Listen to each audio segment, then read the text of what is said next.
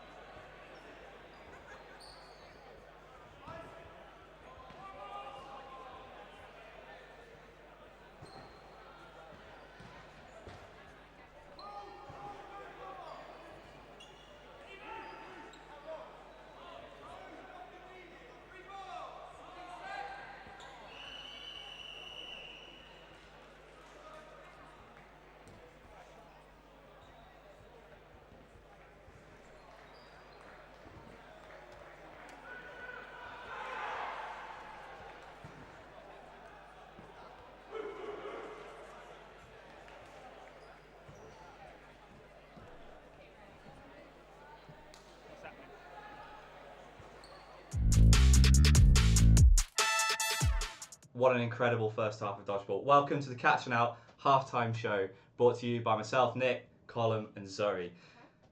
What a game. Team B leading at halftime. Zoe, what can Team B do to carry on and hold on out for the victory?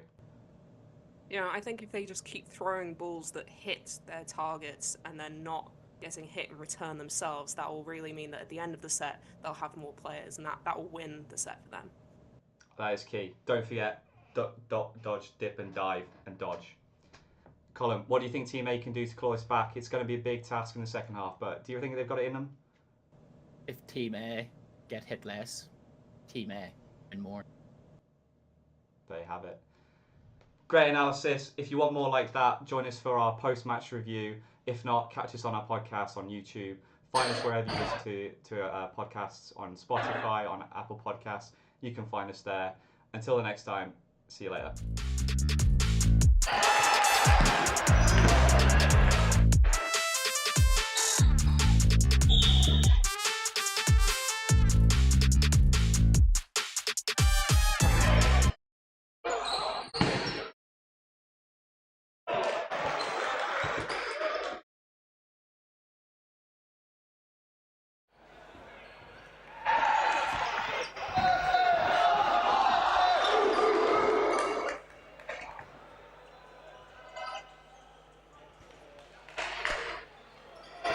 Mic check, 1, 2.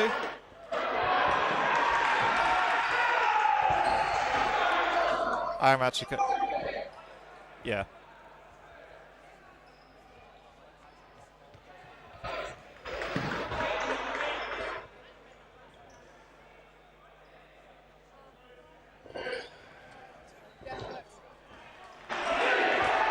Hooray, ladies and gentlemen, we're finally back. We've been commentating in a game and a half, and apologies if you haven't heard any of it, but let's assume it was absolutely great. Almost as good as the first half performance from Bedford Eagles, going into the half 12-0 up against Leeds. Some phenomenal catching on show in amongst all of that from everyone concerned. I'm Sam Wood. I should have Sam Wolver with me momentarily, but yeah, he seems to have gone elsewhere for now, so might be riding solo for this one. Anyway, yeah, this is a bit of a mid-table clash. Bedford Eagles, having stuttered of late in the league, means that they've kind of run out of steam a little bit. They still have a chance of medals, if not promotion at this point, depending on what happens with Spartans 2 and Milton Keynes Cyclones, who we saw lose to Norwich earlier on. Bedford Eagles boasting a very strong lineup today. I don't think they're missing anyone, and Josiah, back from his recent ACL injury, looks as sharp as anything, as always. Leeds missing Hamilton Milburn, but otherwise looking pretty full strength.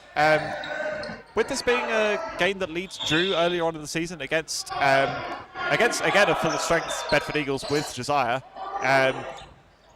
Bedford certainly looked to have learnt from their mistakes. Josiah making light work of Walker and Breen throughout the set so far. And as if one Sam W playing for Sheriffs wasn't enough, you've got another one. Hello. Yes, we should hopefully be back in amongst all of this. We do promise we were talking earlier, just to ourselves and Maddie. So yeah. Yeah, if we see the viewership drop through the floor, then we'll know why. It's as soon as they hear our dulcet tones. Yeah. 2 balls onto Rutland. It makes a hit, but Josiah takes out Goshawk Dumbrell. So trade benefiting Bedford Eagles, the side 2 players in a 2 players advantage. Josiah again putting on pressure. Briggs pre-throws out to Garland. Garland looking for Bailey, but doesn't find him. Midder takes over from the wing from Briggs. What is the score for the Spartans game? That is a good question. The scoreboard's fallen over on there. We'll get an update on Spartans from an anecdotal glance, it looks like Spartans have been fairly dominant. I think they're leading this. They look like they're leading this game. They're certainly leading this set. We'll try and get an update as soon as we can. Here and now, though, 2 balls taking out Garland. Josiah makes himself a target, takes out Wagstaff with the crossbody throw, catches him slightly unawares. Very Ball left on his own with 2 balls. Eagles. Josiah throws on safe. Just ball left for Leeds. Nice Double block. counter opportunity for Midder and Josiah. They don't find ball. Does well to get out of the way.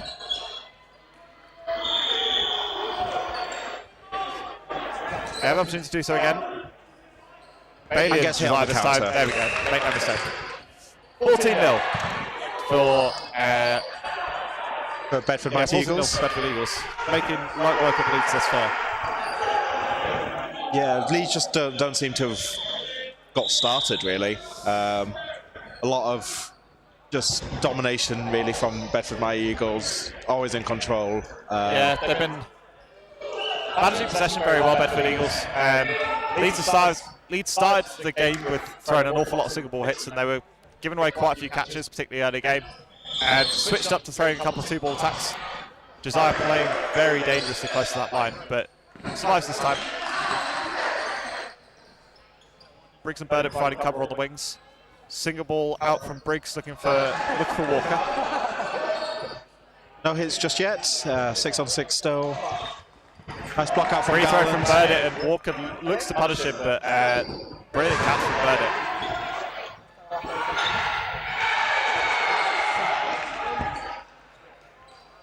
Bull looking to sneak under his block, but doesn't manage to find him. 2 balls still for Bailey happy to throw away that first. Eagles. Play with 2. Free throw from Burdett, nice charge, takes out Gosh at number 1 when he's slightly unawares. 4 balls now for Leeds though. Have the opportunity to reduce the deficit. They don't manage to do so. Catch and out from Burdett, takes out Bull. And Bailey out as well. And Bailey is hit in amongst all that by Garland. No, so 2 for 1 in favour of Leeds in amongst all that. 2 balls onto Breen, have no joy, and then the double counter from Breen and Garland gives away 4 balls, unfortunately. Breen blocking one of them back. 4 balls here, free throw from Garland. I think he's hit before all of that, unfortunately. Yeah, Midder catches him on the thigh. It's a brilliant take from Garland, but unfortunately not Briggs securing him. Blushes his spared slightly. Just 1 ball for Eagles, but 2 players up. 2 balls looking for Midder, but gets out the way. Got a set with 3 now.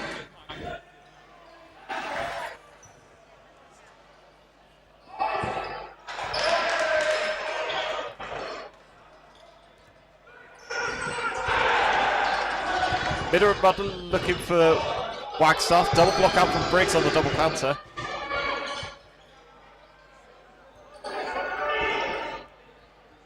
Two balls in the hands of Bedford Eagles. They have an opportunity for a strong countering opportunity here. They do so. Briggs takes out Wagstaff. 3 balls now for Breen left on his own with 2 balls available. And gets taken out. Brilliant with some triple lovely attack throwing. Lovely throwing. Bedford Eagles. Bedford Eagles. Brilliant timing and accuracy from them. Free throw from Breen. Makes the mark on Briggs, but is immaterial in the grand scheme of things. 16-0. It's it's turning into a bit of a one-sided affair here.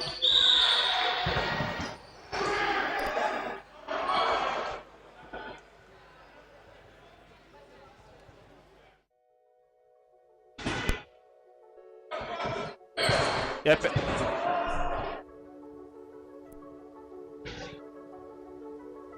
Keys!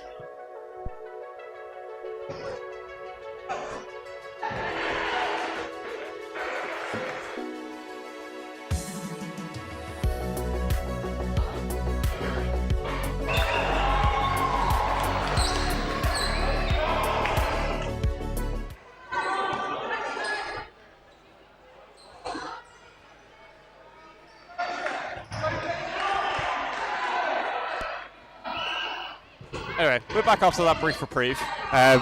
Leeds winning out the middle ball. Wolf takes out Haldenby with the quick start. Leeds take a player advantage for the first time what feels like a long time. Wolf takes out Josiah as well. So putting 2 player his firepower advantage. to good use straight away. Yeah, Three- some real three intent, balls on some 2 real Eagles. intent from Leeds out of the gates in this set.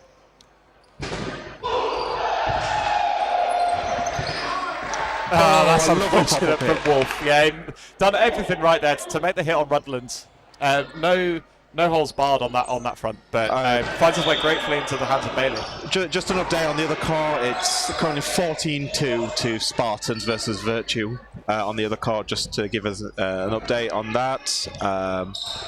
Over on the far court, it is 9-7, Ronda versus Mustangs, which is looking to be That's an a close interesting one, yeah. game. Mustangs Ronda yet to lose a game in that league, but And Mustangs pushing them all the way. And 14-4 in favour of Coventry Silverbacks second. 2 versus Wessex 2 on the far. So 3 quite decisive games and then 1 very close game on the far court. Indeed. So we'll yeah, keep you stick with the updated. theme. Free throw from Burdett, blocked out by Walker. Play ball on Leeds. 3 balls onto Bailey, and he makes the catch, but falls over the back. No, Hit first called. Hit before catch. Hit first called. So Leeds doing just enough to secure that hit. 3 balls now for. Single from Burdett, tries to cross wide. court at Garland. Still 2-player advantage with 3 balls. Leeds looking to switch wings a little bit here to putting Garland on the right hand side. Drops into the middle now with Wolf taking place. Free throw not finding purchase, but yeah, as it nearly hits all the camera equipment. But two balls not finding Halderby. 4 balls for Bedford My Eagles. Pre-throw not finding anything, but neither is the 2-ball throw onto Wolf there. 3 balls again for Bedford. Yeah, Leeds doing a lot better in surviving these attacks from Bedford Eagles, and Wolf always being there to punish. And Walker nearly throws one straight down the gullet of Burdett, but just too close proximity. Just Haldenby left. The who triple then running gets counter taken is out. enough to secure that hit on Haldenby, and Leeds are finally on the board, 16-2. I have to feel it's a little too late, but it's good to get those points in. Yeah, well, it's a league. Set difference is normally pretty good, and this is doing Bedford Eagles the power of good, and Leeds definitely very much not. Leeds kind of very much in mid-table at this point, very unlikely to finish anywhere particularly decisive near the medals or relegation. I think they're pretty much 6th or 7th. Leeds winning the quick start, and Wolf gets hit by Josiah, and then Josiah is immediately punished. Walker tries some heroics and then is there by Burdett to punish. So 5v4 up for Bedford. Nice pressure out there from Bailey. 2 balls again, looking for Burdett. Gets high over him.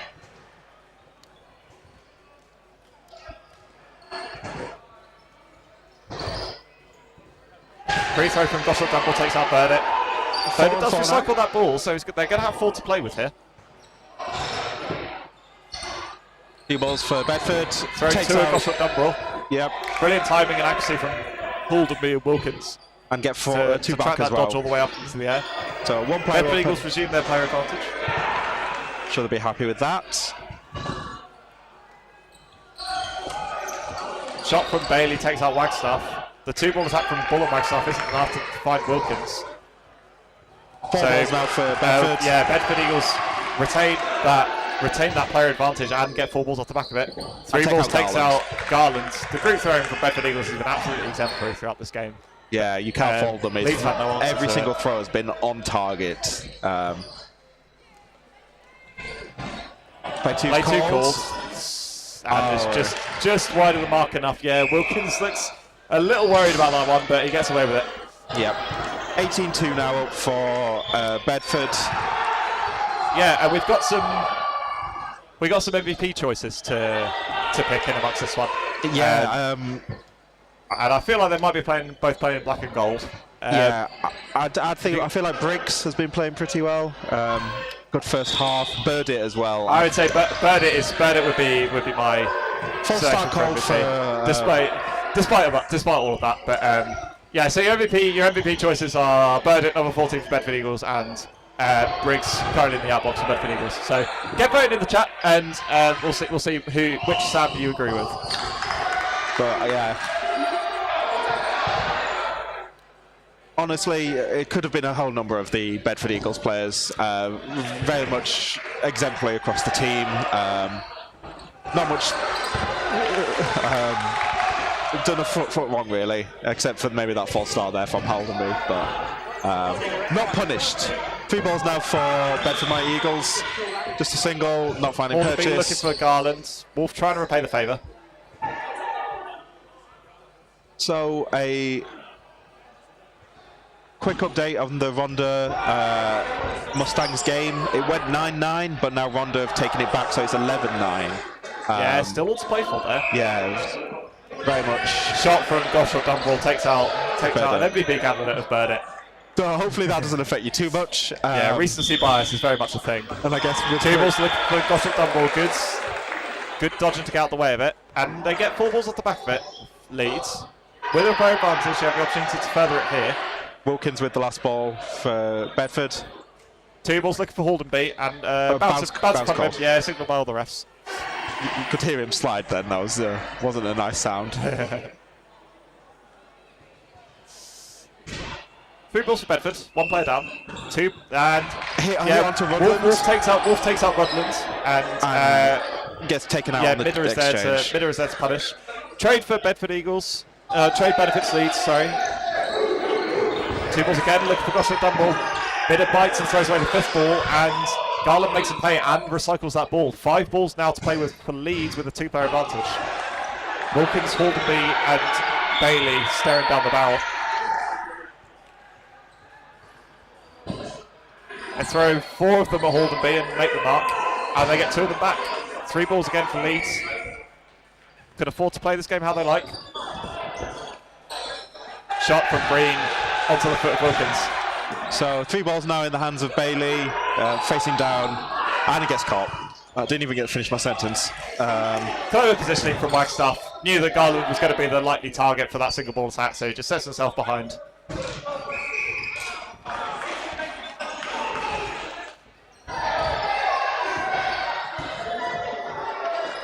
Shade over 2 minutes left. 18-4. Winning that middle ball again. Wolf elects to hold that for a quick start. Wagstaff looks for Wilkins.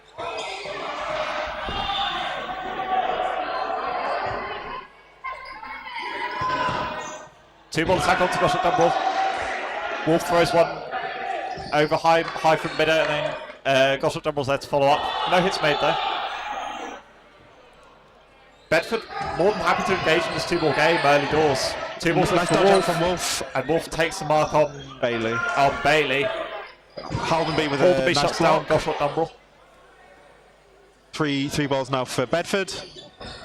Oh, a nice throw through the block Nice work from Midder. Back to a 5-on-5. That deficit.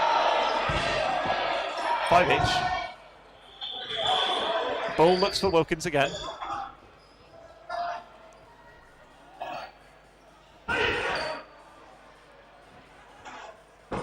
Nice catch out from Wolf. Some pre-throws coming out from Leeds. Midder goes out for the reply onto Wolf, and it goes straight to the gut.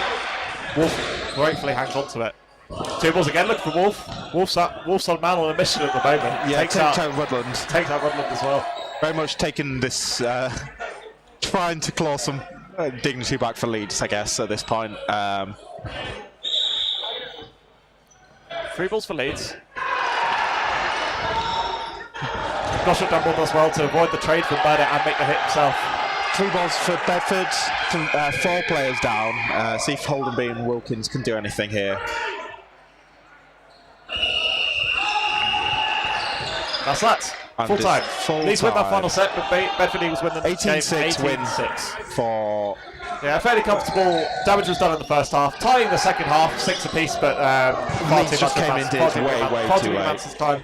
Congratulations to Briggs on winning the winning MVP by popularity of our listeners. So yeah, that's that for this one. I think next up on this game we have got Milton Keynes Cyclones against Manchester Worker Bees. We'll just give you a quick update on the other scores. The Spartans game hasn't changed. Comfortably winning against. Yeah, over 20-2 at this moment. 20 points to 6 for Coventry 2 against Wessex 2. And it's 12-10 Ronda versus Mustangs with what's going to be one of the last sets. So a very tight game over there. On that one. Anyway, we'll take a quick break. We'll see you soon. We'll see you later.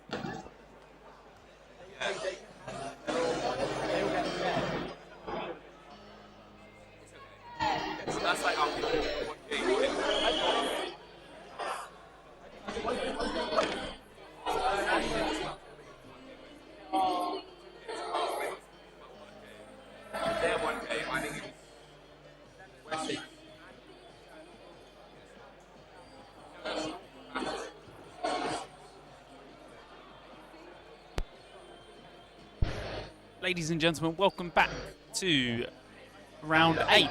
Round 8 of Men's League One. My name is Greg Whitehouse. I'm joined by the ever so wonderful and fantastic Alex Such. Hi there. How are we doing? Yeah, I'm good, thank you. We just, our twos had a nice little comfortable win against Virtue over on Court 1. And now I'm looking forward to watching what should be a really good game between MK Cyclones and Manchester Worker Bees. Yeah. MK Cyclones, Milton Keynes Cyclones lost their first game against Nighthawks, first game on screen. Bees beat Rangers 2 over on Court 1. I think they just went too far ahead. Personally, Rangers 2, they went too far ahead and then started to sit back a little. We made a little bit of a comeback, but nothing super spectacular to turn the game. Bees are a very strong team. You've got Brennan and Bruce sort of down from those first team sort of players that could comfortably play in the first, down into that second team, and they're definitely controlling that team. 30 minutes ahead of us, 2 15-minute halves. Each set 3 minutes on the clock. And this is really sort of that fight for that second promotion spot. Yeah, realistically, Leamington Spartan 2's up there as well. The loss to Nighthawks this morning actually puts Spartans ahead of Cyclones now, so they're now currently in second place in favour of that promotion spot. But there's still many games left, still 3 games. Spartans have got 2 really tough games. Spartans where? Second. Yeah, Spartans currently second, okay. But they've got Thunderdodge later on, who, I'm sure we're over another comfortable win, but playing Beagles and Leeds at, Bedford Mighty Eagles and Leeds Owls at round 9. Realistically, either of those games can go either way. So this game here could be huge. If Cyclones win this, they're still in a chance of promotion. But if Bees win it, maybe that's, probably MK third place. Are up in this set, just over a minute gone, and they're already 2 up. They've taken out O'Regan. Obviously, we know how much of a pressure and a nuisance he can be in that starting 6. And Rowinski also, he goes for that low block, but it's hit on his back. So MK, the set currently in their hands. Davies fires 1 on that left side. Cousins with a comfortable block. Very good hit. It's that low sort of. Davies, he's got such power behind his arm, but it's that curling. It curls sort of inwards, and it's one to definitely keep an eye on, because you might think it's heading away towards you, but it's going to curl inwards and look at taking your feet if you're going down low. But he is going to give away 4 balls there. Obviously, Bees can only hold 3 at a time, but they are going to take Davies out with them.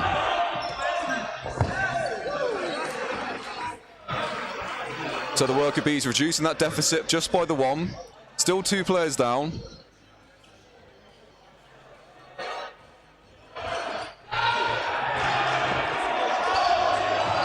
just over the top, one through Franklin's legs. I think just bounces just before. Yeah, Cyclones choosing to go aggressive, trying to play with their advantage. Releasing the 2 balls, but unable to get the hit. But similar, Bees unable to make the hit on the return.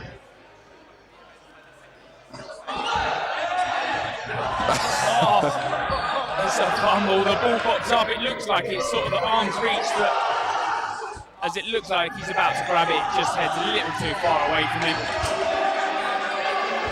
MK still that 2-player up.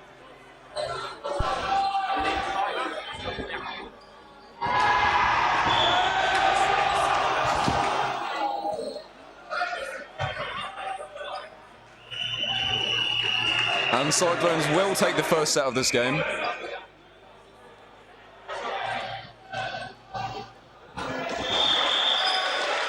start from Bees. Choosing, I don't know if you saw, but at the very start, choosing not to go for the quick start. Cousins could have gone for a 1, but chose instead to settle for the 3. We'll see if they go for the same strategy here.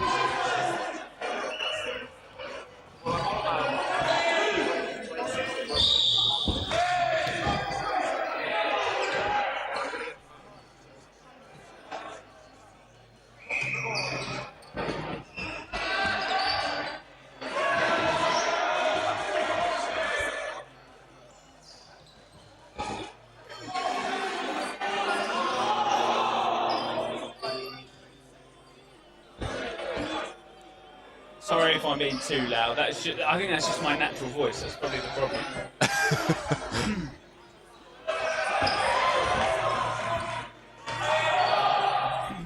Is there a mute Greg option? That's the question.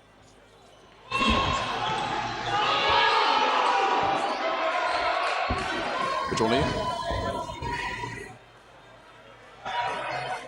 So both teams still with the 6 players on court here. Single ball, but the block not successful from Rowinski on that right side. So O'Regan now steps onto that right side. Will he be a menace for Milton Keynes?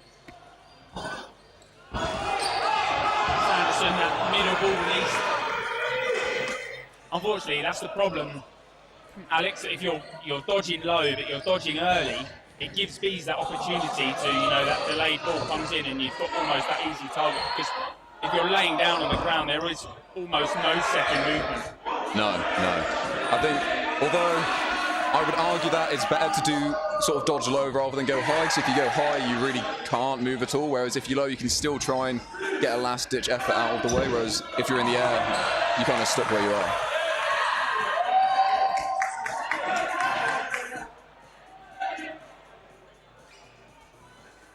Would you say sort of smaller movements is better, and then you're in that catching stance, or a larger movement but out wide?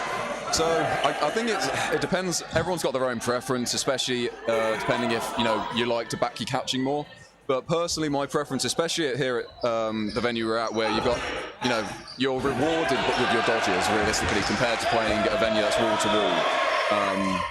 I very much prefer to do, light little dodges, keep moving, always be on your feet, nice and light as they're approaching, and then commit to a nice big dodge as they're releasing, try and react to where they're throwing and get out of the way.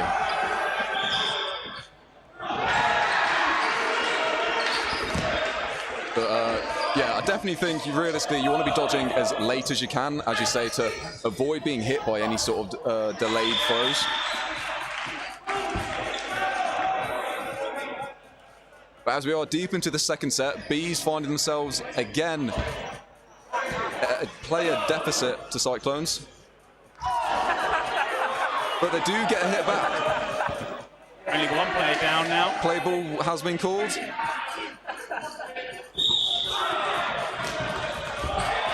And a good sort of pinpoint accurate throw. All 3 balls released there. They were that one player up anyway and probably didn't even really need to throw all 3. You could have almost burnt one ball or sort of what we call a burn ball. It's sort of within that valid region, but the aim isn't to really hit the player as such. No. I mean, normally I'd agree, but play ball had been called. So because the Bees players had thrown and hit one of the Cyclones out, but although they got a hit, because Cyclones hadn't thrown a ball, they still needed to play one, and therefore play ball was in fact called.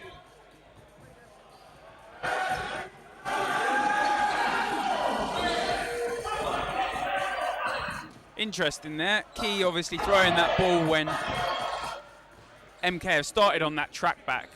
Maybe fished a little too much for the catch, really didn't need to go for it. Now find themselves one player down after a successful hit.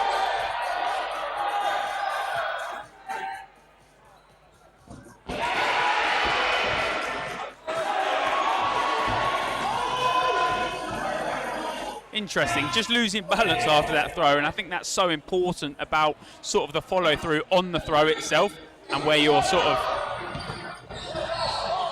placing your feet, because he's lost balance there, he's fallen onto the line. That line is what we call a hard line, so you touch that line, you're out. A successful hit yet again from that side of MK though in the response to it. They do find themselves 2 players down, but the score 4-0 in their favour.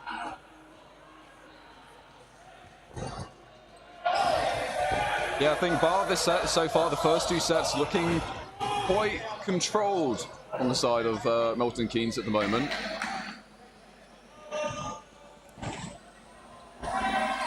And although, as you say, although they are down 2 players, they're not looking too panicked. They're taking the time. They know they've got plenty to work with.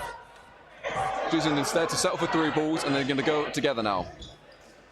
O'Regan putting pressure on that right wing. He is going to lose his life for it, but he will get the return hit.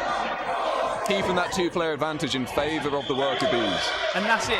It's about making those trades and making the successful trades. When you're that 4-2 up, you get a trade, you get the hit, you're still that player up, but you're negating sort of how many players they have on court. Obviously, at the end there, they throw a good 3-ball. MK don't find the catch, and finally, bees are on the scoreboard. Yeah, 4-2 now in favour of Cyclones as they line up for this 4th set. Bees again winning that middle ball and getting another hit on the quick start. But a nice return from Brown keeps both sides even at 5 players apiece. A lot of excitement over on court 1 at the moment as Nottinghamshire 2s face off against Thunderdodge. Which is almost a relegation game. Yeah, realistically, yeah. It's quite an important game, especially after the sort of the 30-0s that went against Bedford Rangers. Put Nottinghamshire 2s in a little bit of a tricky situation here in League 1.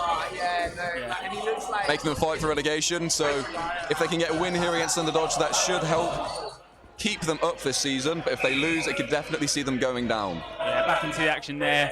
On this court, Sanderson makes that great catch. He puts the standing throw in and sets himself perfectly for the catch back. Does now then put them up 6 players to 4, so they win this set. We're even on the scoreboard, both 4 apiece. Winning that set obviously does get you the 2 set points. You draw the set, both teams take 1 set point. You win that set by either eliminating all players or at the end of those 3-minute sets or less. You have majority players on court.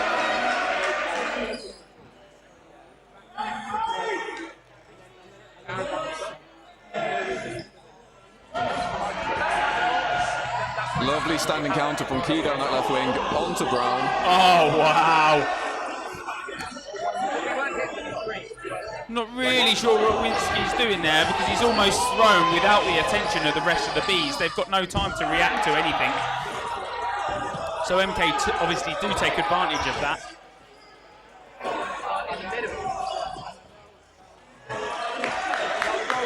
A nice 2-ball release there.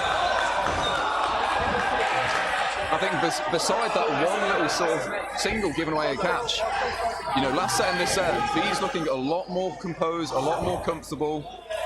Sort of got their eyes in, feet are settled on court.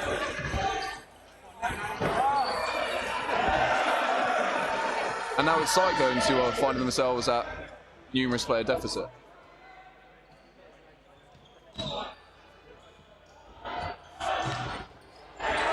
Great 2-ball there. And obviously that single does get thrown against Key, but obviously I think that's the right decision. You're obviously stopping the running counter against you. Personal opinion now though, 1v5, you've got to play aggressive. Yeah, you really want to be throwing off ball here. Gets out of the way, gets nice and low. Maybe just trying to burn down the clock. Burning down the clock this early in the game at 4-all and still in the first half. Interesting tactic to say the least, Alex Touch. Hopefully she's have a lot of energy and you still just want to go for it. You don't want to keep energies high by going through. You don't want to look, you know, demotivated, demoralised. Keep energy high.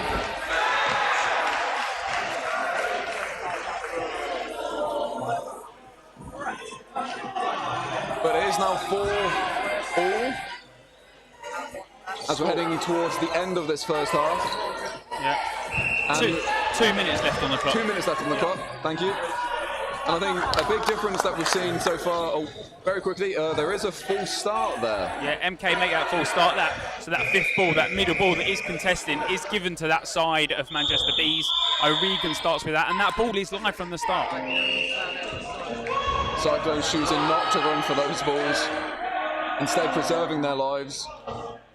You usually see that when you're playing a venue that has sort of gaps behind the back of the court. When you're playing wall to wall, because of how the balls bounce back a lot more aggressively, usually you'll see one or two players rushing for those balls, trying to get them back to get some sort of possession for their team. But when you're at a venue like this, you're usually going to back your dodges because you know you're going to get a couple of those balls back. And as you see, they do have 2 balls in their favour.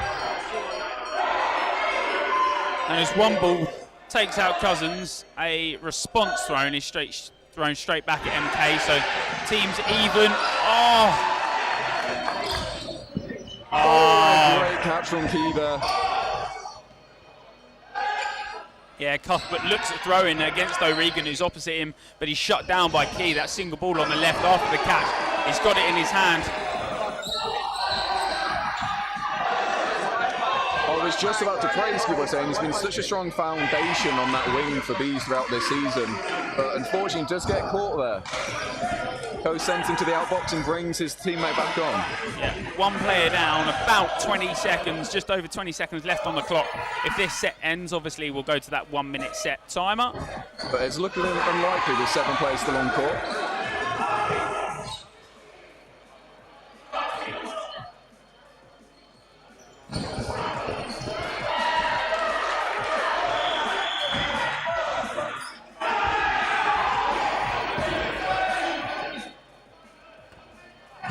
But no catch was called by line refs and centre refs, so Bees still up that one player. Minimal seconds left on the clock. Cyclones looking desperate, pushing it. They do get a hit. Oh! But he drops the catch, time running short. O'Regan with a lovely hit in the middle of the court. And the whistle will go, and Bees will take the final set of the first half. 6-4 at half time. A nice first half comeback from Bees there. They're Very feeling good. Really, really good about that. Whereas, on the other hand, MK Cyclones probably feeling a little frustrated with themselves with the fact they started so strong and just let it slide so drastically. Obviously, still another 15 minutes to play. They're only 1 set down. This game could go either way.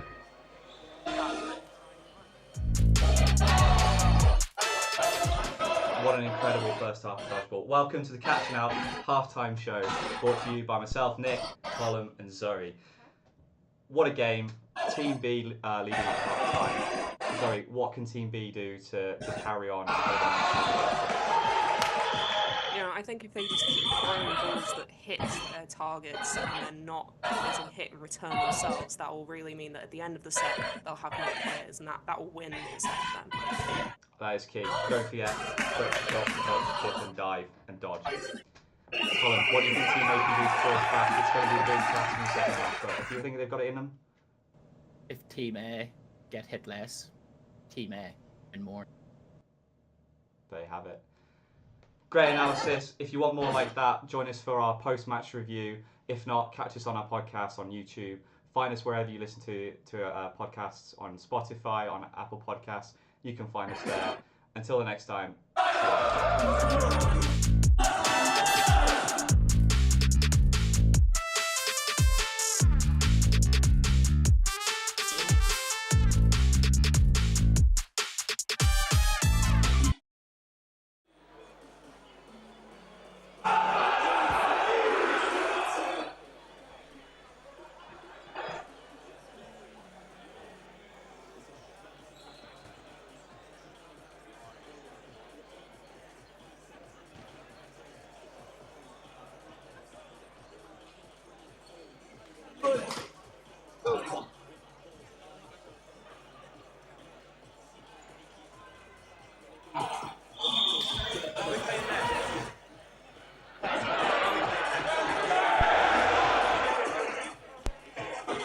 So welcome back to the second half. The score 6-4 to Bees, despite being that 4 set points down.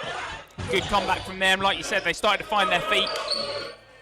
and obviously they've gone into that second half now 6-4 up. Can MK win this game despite obviously now only being down one set? They've got sort of the net behind them, so they're going to look a little more comfortable in terms of retrieving a lot more balls.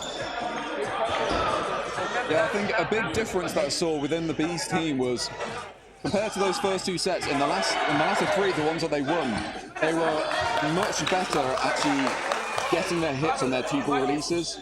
They were much more accurate, whereas in those first 2 sets they were usually missing, and I think that's where they were struggling, giving away 2 balls, throwing away 2 balls, giving Cyclones 4 balls in possession, allowing them just for easier hits. Whereas as it went on, they were a lot more accurate.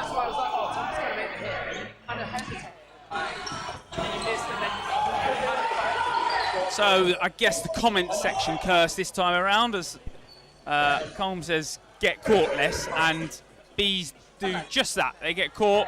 Oh, and another one into the basket. Sanderson gets caught by the single. So now back to 6 players. There are 3 players up there. The delayed ball. Not finding O'Regan. Emily Walker, one of our centre refs on court 2 today, calling a bounce there.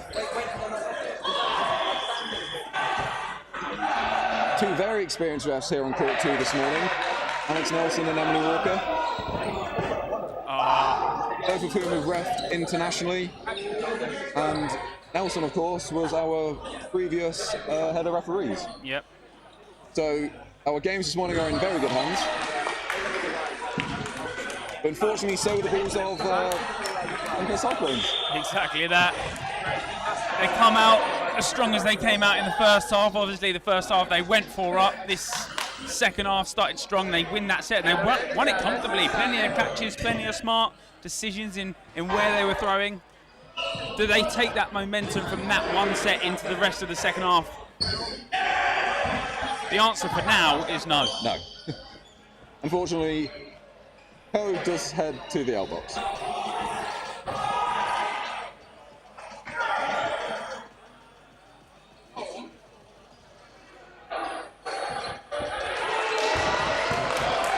Albin hit out in the middle there. Goes for that pre-dodge, but as he's going down, the single ball does take him out. Cuthbert hit out with the single. It's what you said in the first half. Maybe jumping isn't always the smartest dodge to make. You're almost stuck in that momentum in the air. I mean, at least personally, I always find this a lot harder to catch when I'm in the air. Just typically, usually, as I mentioned earlier, I think at this sort of venue, you back yourself with a dodge because that way you get, rewarded with possession. But if you can, if that catch is there whilst you're dodging, you can go for it a lot easier if you're on the floor compared to when you're in the air. So MK, 2 players up. They win this set. They'll go back into the lead. Oh, and the catch gets made.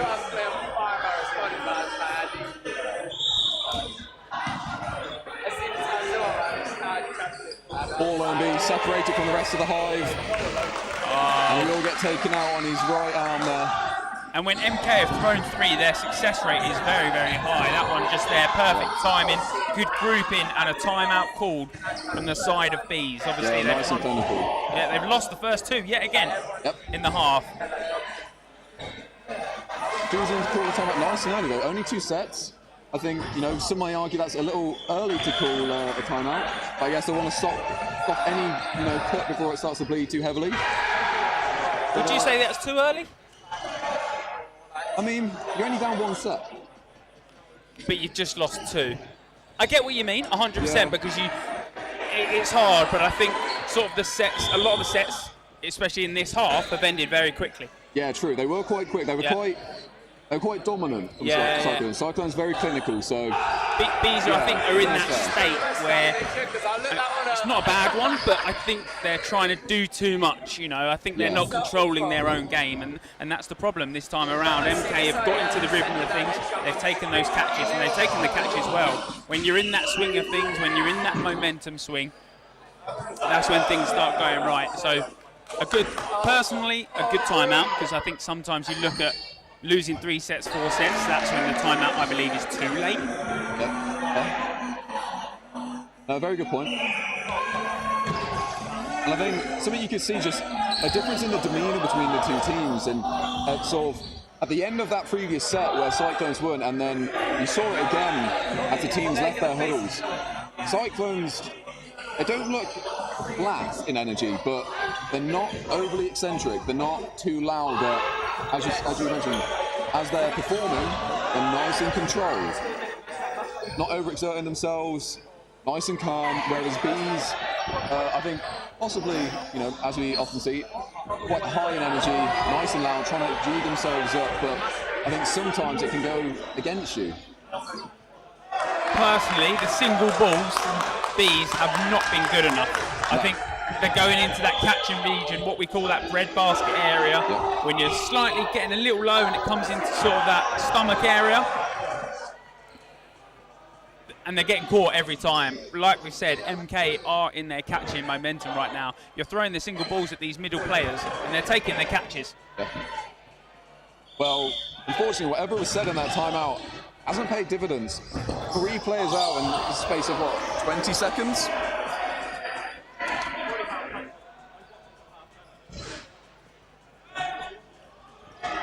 Oh, almost a really nice catch from number 45, Cody there. But still Cyclones with the 2-player advantage. They won't be worrying just from 1 out.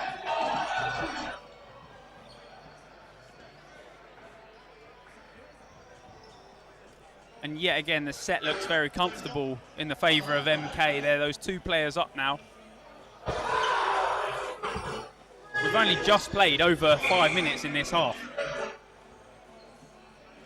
Both sides opting to just go for singles than trades. And MK can afford to. Yeah. Can Bees, or have they got to start looking at a more aggressive sort of tactic? The 1 ball isn't working. MK are taking the catches. Ooh. A 2-ball release from Cyclones, but argue with it, didn't even need it. Number 15 with a lovely shot over onto Gale, over on that right wing for Bees. I should say Bees still looking for those singles.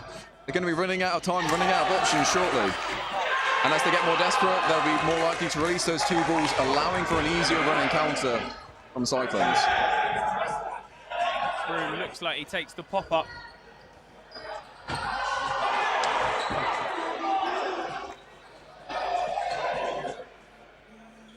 Hayder not quite taking that catch there as he looks in that tombstone position. Cuthbert with a quick running counter. Cousins with his own.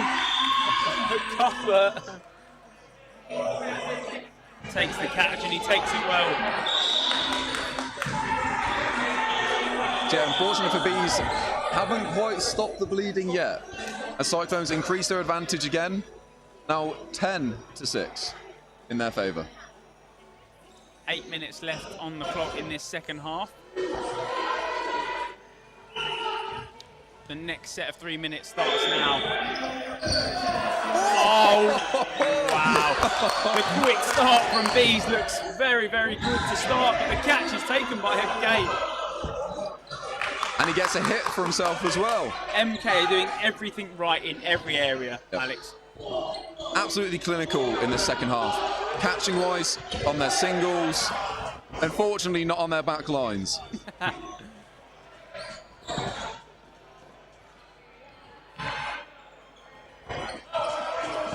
Single from Cuthbert. Bees could have taken 4 there, but it looks like there's been no communication from the side of Bees this time around. Yeah, Cousins clearly didn't want play ball called against them there. And maybe he was right to do so, getting a lovely shot onto the shoulder of Cole. Yeah. And that's the areas that Bees should have been looking for from the start of that second half. Outside of actually that central sort of bread box area. Yeah. And the ball has just joined us in the commentary box.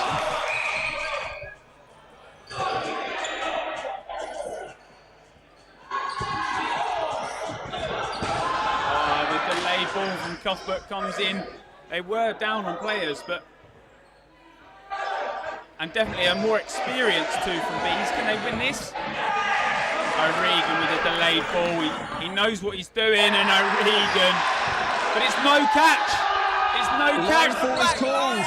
And he just spoke about the. Oh! Lovely shot onto the knee of Cousins. Wow. it was in B's control and they've just let it slip.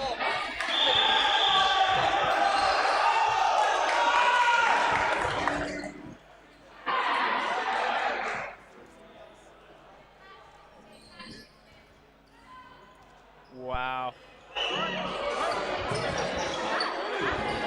And it's now time, I guess, to start thinking about those 2 MVPs that will go up for the vote. You can vote via the YouTube comment section. Alex, 2 players, I guess, 1 from each side for you. For me, personally, Sanderson from the side of Bees. And I'd probably say Cuthbert from the side of MK. He's been so dominant in that left side and he's found the catches where needed. I think for myself, I would go for number 45 of Cyclones Co. I think he's been really solid in the middle, dodging a lot of singles, gaining his team possession, making some crucial catches, some really nice catches. And he's been looking fairly strong on the throw as well. And then from the side of Bees, fortunately, he is currently off court over on that far right. I think he in that first half was a really strong foundation for Bees, making some crucial catches, some nice calls, and some really big hits and some trades. I think possibly they need to look to bring him back on. So I'd say,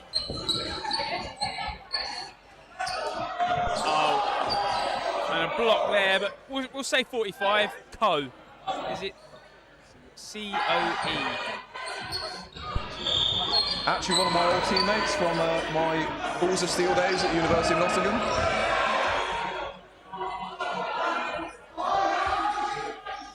So that, And he will actually head to the outbox.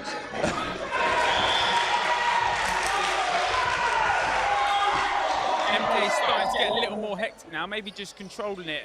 I know they're 12-6 up and 4 minutes left, but anything can happen. exactly, and they can't let Bees get these quick sets, so... Oh, and the delayed ball. Maybe something they should have been looking at earlier when throwing that majority ball. Yeah, that was smart from Bees there. However, they do give 4 balls over to Cyclones, who choose to release just a single. They get a hit with it, but a bold strategy. Usually if you have 4 balls in possession and you can throw more than 1, you usually do. Just making, taking advantage of the fact that you have the majority of possession. But like we said, it worked for them. MVP vote is available in the YouTube comment section.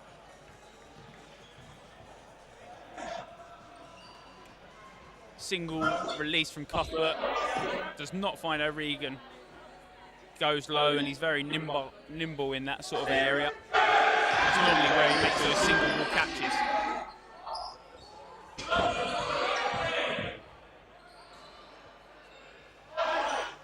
Cousins going for a cheeky little snipe from the back of the court.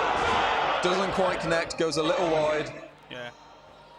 I think if he's on target there, MK have no clue about what they're even doing. O'Regan want that quick reset. Obviously, MK do still have a timeout in their back pocket. Do they want it just yet?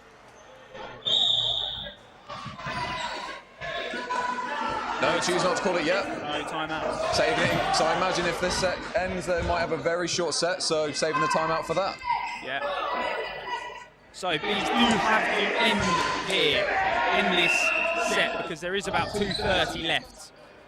So the win is most likely out of their grasp, but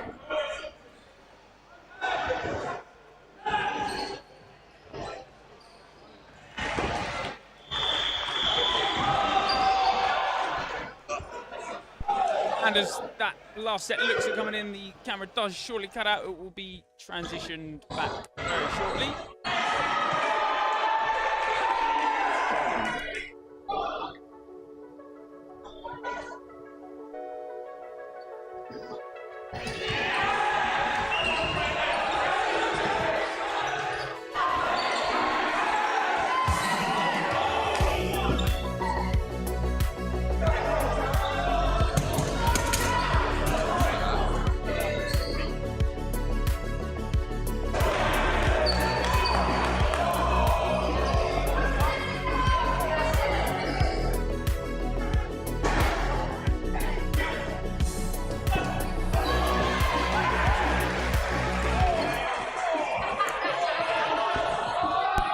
go. We are back. A headshot comes on to Cousins as the camera cuts back.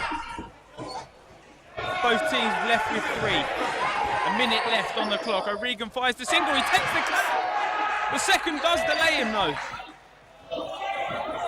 So it is up on Bees, but they do have to end the set to force that extra set to make the comeback.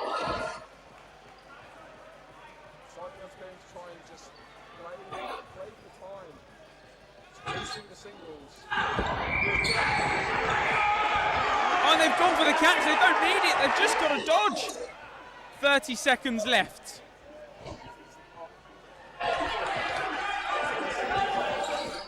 Coe currently winning that MVP vote. If he wins this set or draws out the set, then it's got to go his way. And they do. They'll get. I believe they do.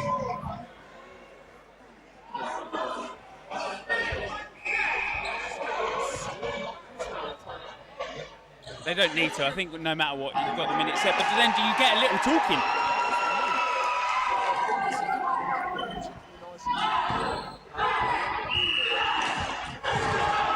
But then does that also give Bees the talk? Oh, the catch! It's dropped! Brown goes forward, but he can't quite clamber onto the ball. Bees have gone up early.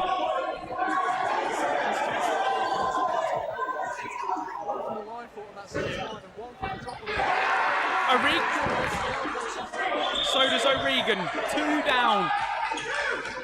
The Spartan 2 boys cheering for the Cyclones as this just helps them.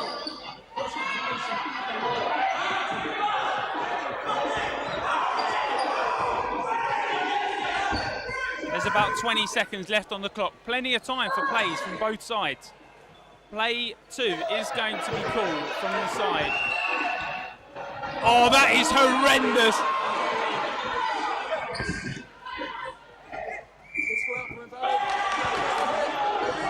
Oh, there's another one.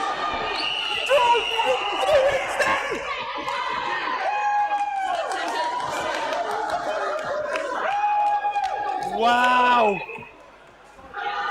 Wow.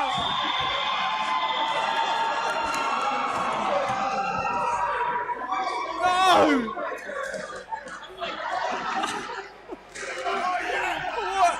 What have I just seen? A tale in 2 halves.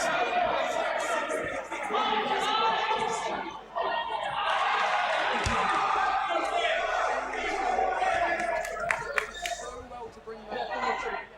And at the last chance, if the draw was in that grasp.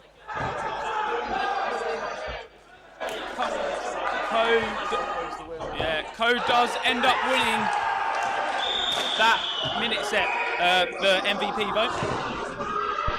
I've been muted this entire time. You were probably shouting, so you could probably hear it. It's fine. Apologies. But Coe obviously does win that MVP vote. Yep, congratulations to him. I think he had a really solid game. And overall, it was a really entertaining game. Yeah, next up on this court, Virtue versus Nighthawks. Yeah. Birch versus Nighthawks, which should you imagine possibly be a straightforward game for Nighthawks, but as their game earlier went, possibly not. Anyway, we're going to take a short break now, and we're going to hear from some of our friends from Catching Out.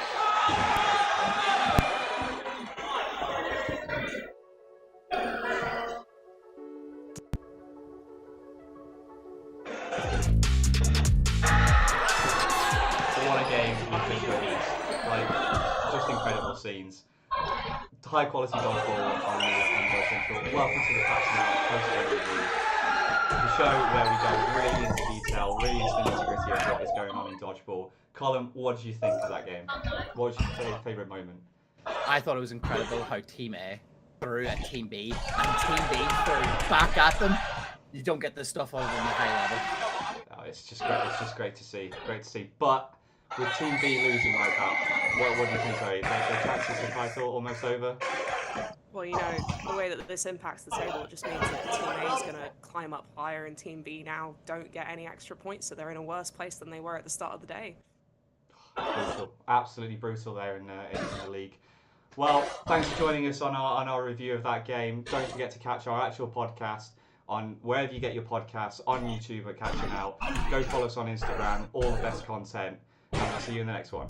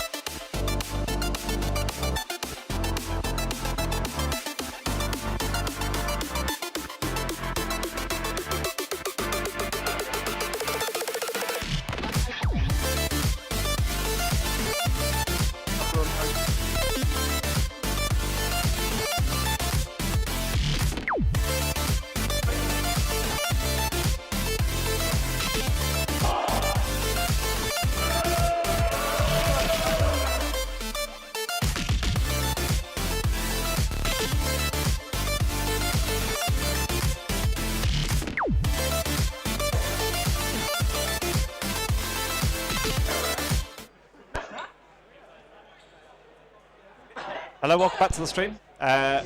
In front of us, we have got top against bottom. Norwich Nighthawks against Worcester Virtue Empire. I'm Sam Ward, and I'm joined this time by... Catherine Thomas. Yeah, so it should be an interesting matchup, this one. We're just watching the refs got the balls in, and there goes... I think actually the whistle on court 1, but we'll be lining up shortly. You can see the 2 referees taking their positions.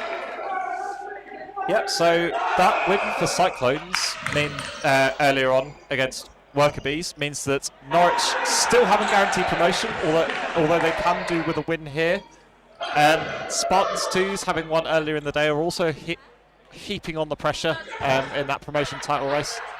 They still have another game to play today, and I believe that if either Norwich win this one or Spartans lose their one, then Norwich will be playing Super League Dodgeball next year. They'll want to do it on their own terms, certainly. Skinner wastes no time on winning the middle ball. No quick start available for Norwich, though. Set with 3 balls. Single ball from Bawley on the right-hand wing. Doesn't find target. Just warming up into this game. Pressure up from Young, but doesn't want to pull the trigger on that counter just yet. 3 balls in the hand. Single ball release from Billy, looks for Bawley. Yep, so Bawley and Finney probably expecting to take a fair amount of fire there. They're playing 2 and 3 sort of in reverse as we look at them, as we would normally number in dodgeball. 2 balls to Nighthawks again, 3 ball attack from Virtue. Johnson forces Young off court. I think he managed to get out of the way of it, but managed just to fall over the sideline in the process. Norwich taking one player advantage, 3 balls for Virtue. Single ball, response from Skinner, doesn't find the mark. Hughes looks to punish, but decides on setting with 3. I think those quick exchanges are going to be a real hallmark of this match. Sort of people not hanging around. They're taking those 2-step counters from back of court. Blocked by Bawley. Finds the side of... nice disguise on that release. Yeah, finds the side. Ball holders getting ready to punish in case Bawley elects to go at Billy and then just throws straight through the block. Johnson gets under the single ball. Yeah, Bawley again coming under some heavy fire, but survives this one. A lot of fire concentrated on Nighthawks' right hand. 2 balls onto Hughes, find target. Good shot from Devon. Tracks the jump nicely and catch them on the heel. They do manage to put enough pressure to get that third ball back. Balls fall a little awkwardly in contested territory, although that 4th ball means that retrieving that ball in the middle is so much easier. 4 balls now for Norwich. Looking to really capitalise. Good laterals from Davis to get out the way. Yeah, 2 balls from the middle from Nighthawks don't find Davis. So yeah, she did well there. Red balls coming will be cleared by the ball retrievers. Brilliant free throw from Skinner and good honesty from Bloodhound, I think that says on the back of his shirt. I'm not sure if that's his real name or not. But it's what will be referred to for the rest of this game. Good shot by number 80 Shot from Billy, finds the back of Bawley, and Johnson replays the favour. 2-0 to Nighthawks. Fairly cagey exchange in the opening, but Norwich finding their mark to start whittling down the Virtue players slowly but surely. You wonder whether Virtue have gone into this with a mindset of trying to slow Nighthawks down, in that they'll want to disrupt their pace as much as possible. I think Nighthawks, it's fair to say, probably have the firepower over Virtue Empire, but it's not to say that they can't make a game out of it. Well. Yeah, 100%, and Virtue will be looking to basically keep all these sets close and see what happens a lot of the time. Virtue being very disciplined with ball possession up until the latter end of that set where they gave away 4.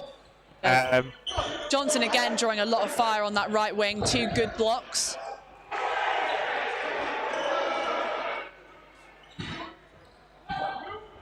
Single from Bawley. Finney gets over the response. 3 balls against Nighthawks. Skinner decides to be straight down the middle, but unfortunately number 23 for Beadley couldn't hold on to it, so that's one ball and another Finney tries a cheap shot at Billy as he comes up, realising that the ball from Skinner's come back means that he can afford to invest that extra ball if he wants to, and he makes the mark on Billy. Yeah, good block. Johnson does give away 4 balls. Virtue on play 3 here. Free throw hit on Skinner. 2 balls onto Johnson also makes the hit. Brawley tries to Brawley goes high onto Young, but gets away with it. Norwich are going to have 3 maybe balls up maybe court. 4. Yeah, 4 balls. 3 It's balls up. fine target. The other ball for Bewley, unfortunately, a bit in sort of no man's land, halfway into the neutral zone. But there we go. Lucky from Hughes. Yeah, couldn't quite take the catch. Well Knew he was going to come under some flack from Borley and decides to try and secure a catch to try and get his team back in it. But a little bit too much heat on the throw from Borley, and Skinner's disarmed Davis for a 4-0 lead. Stood her ground admirably, but I think unfortunately put her ball over her shoulder for the block, and as soon as she lost control, she had no attempt to regain. Very much so. Yeah, new balls as per usual with these today, but yeah, not too much heat to handle on the block, but Norwich looking pretty imperious so far. Yeah, it'll be interesting to see whether they try and maintain this pace or keep it consistent. Unbelievable from Johnson. Quick start from Borley means that Hooper, who has literally only just come on, is very unceremoniously shepherded out of court, and the response blocks up into the air from Johnson, and he gratefully secures it. 2-player advantage for Norwich early doors. 3-player now with that hit from Finney. 4 with Skinner. Catch from Skinner on Hughes. Oh, well done from Hughes. I hadn't read that as quickly as he had. Exhibition stuff from Norwich, and 4 balls with Davis left on their own. Winning that set in double quick time. Yeah, so in contrast to less than a minute on the clock. So maybe actually Nighthawks just going to keep on cranking up the pressure. Well, they want to win this. They want to get promoted in style, certainly, and they still have their sights on the title as well. So are they first or second? They're currently first, and they are 4 points ahead of Spartans 2 and 6 points ahead of Cyclones. So Spartans could still catch them for the title, depending on what happens in this game and the next. But Norwich looking like a real force to be reckoned with so far. And I think as well, it's always worth considering whether those sets 4, which are accounted for in the table, are going to come back, sort of help or hinder you. So where they can, Nighthawks won't be wanting to give away any more points than strictly necessary.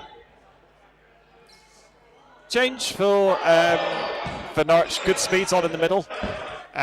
Put his arm to good use immediately. Johnson's taking a bit of a breather. Yes, in case you missed it earlier on, Nighthawks having a few traffic issues in terms of getting here on time for their first game, which meant that Goodspeed, who was initially named in their seconds, got subsequently named. I think that's a ricochet catch. Yeah, Borley's walked. And time paused by the referees to discuss that one. Yeah, so there was a block, and there was a disarm from Billy on the right-hand side, and yeah, it's been given as a catch. Yeah, the ball from Borley was subsequently caught by his adjacent player. And there was a bit of debate about whether it was the ball that Borley threw or the ball that was disarmed that was subsequently caught. Clean block by Skinner, gets over Hughes the looking for second Skinner. ball. Pressure from the wingers from Virtue, dissuade any kind of counting opportunity. Norwich elect to set with 3. Level here. Not for long. Brilliant shot from Durbin. Heel. I think Bewley doing very well to still look like they're very engaged in the game. Like the sets are going quite fast, but they're trying to make plays. They're making some good tactical decisions. I think Nighthawks are just having a lot of luck with their accuracy. Oh, but that... Skinner got underneath those. I thought he nearly stood out of court, but not quite. Yeah, did very well. Didn't have much court to play with there, but it managed to stay in bounds and get out the way of the Virtue 3-ball attack. A single from Goodspeed. Response from Billy takes out Mallows. Yeah, it doesn't quite get the ball up in time. Even now, 4-4. Oh, Durbin's done a lot of heavy lifting there. Gets the post throw hit on the middle and catches the reply from Bloodhound. 4 balls with a 2-player advantage, maybe even 5. So a split call. They make the hit on Davis, but Billy survives. I think Davis backed himself with the catch there and was unfortunate not to hold on to it. So 4 on 1. Billy's going to have 3. Some acrobatics from Skinner, just enough in the end. That's what you like to see. No mercy from Skinner, but immediately there, sort of with the handshake, just to make sure there's no hard feelings. Yeah. Yeah, but from close, to be honest, from close, when you're playing close together, it's often easier to aim straight at the chest because then you know you're not going to hit anything. You're not going to hit fingers, not going to hit face. So it's unpleasant, but much less unpleasant than getting hit anywhere else. Quick start from Nighthawks. Finds two Two targets. hits. That's unfortunate. Yeah, Skinner and Borley absolutely lethal from the two former Raiders. Played an awful lot of dodgeball together over the years and showing some real synergy there. Very well read where each other were moving there. 3 balls to Nighthawks now. Single ball. It's kind of exchanged there, but no out. So I think we're going to set with 4 balls to Nighthawks. There we go.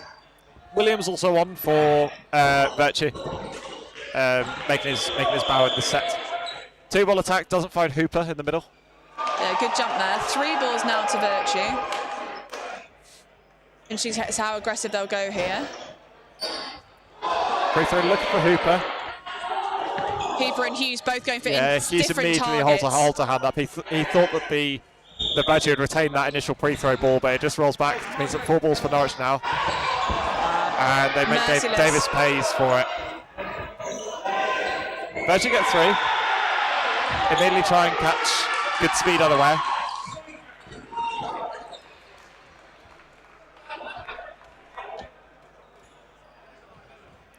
Free throw from Hooper. It makes it on Finney, and then a ricochet catch onto Goodspeed. Brings Finney straight back in. Yep, there we go. Signaled by the line refs.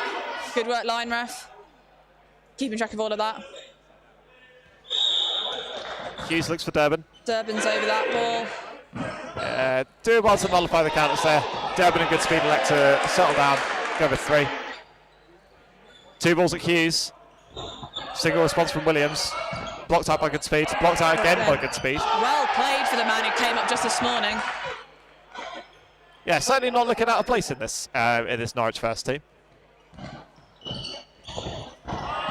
Free throw from Borley. Free throw from Williams takes out Borley, but the 2-ball attack from Borley and Goodspeed also makes Williams pay. Yeah, I think Trade benefiting Norwich certainly by the team are in head. Yeah, they read that situation really well. Knew that it didn't matter really if Borley was getting hit as long as they followed through with the 2 balls. Hughes again looking to drop his ball, looking for catching opportunities. And Nighthawks going to give him these one. Norwich players have proven very elusive. And it's a brilliant catch from Hughes. Brilliant dodging from the balls from Mallows and Goodspeed, and then the follow-up from Durbin is still a lot of work to do, but doing it with aplomb from Hughes. More excellent blocking from Goodspeed. Yeah, he's coming under a lot of fire, but ball in hand, he's surviving very well. Single from Raiders. They can afford to run the clock down now. 2-ball double counter onto Goodspeed. Double response onto Billy. But Finney's gone. Catch. I think Billy's caught that. I think Finney's walked. Time for that. I think Finney's walked for a catch, and that's time in the set. Yes. So there's a catch and out from Billy to bring Young back in like the final throws of the game. So yeah, ends up in favour of Virtue, 2 players to 1. So real heroics from Hughes and Billy in amongst all that.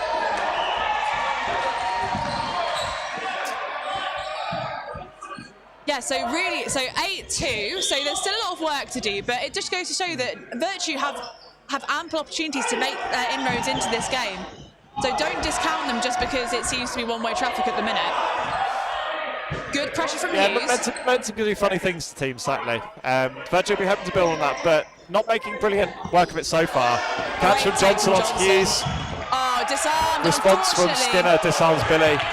Those kind of exchanges seem to have always fallen in favour of Norwich. Yeah, and sometimes you've got to accept if you have that much luck, it's actually skill. Yes. You make your own luck in something like that. Yeah. Hooper Skinner gets Hooper backwards. dancing.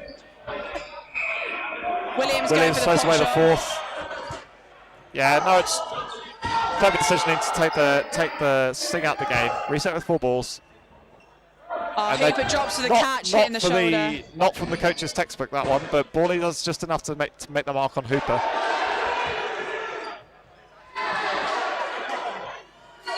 Three balls for Williams and Davis. Williams makes the hit on Goodspeed.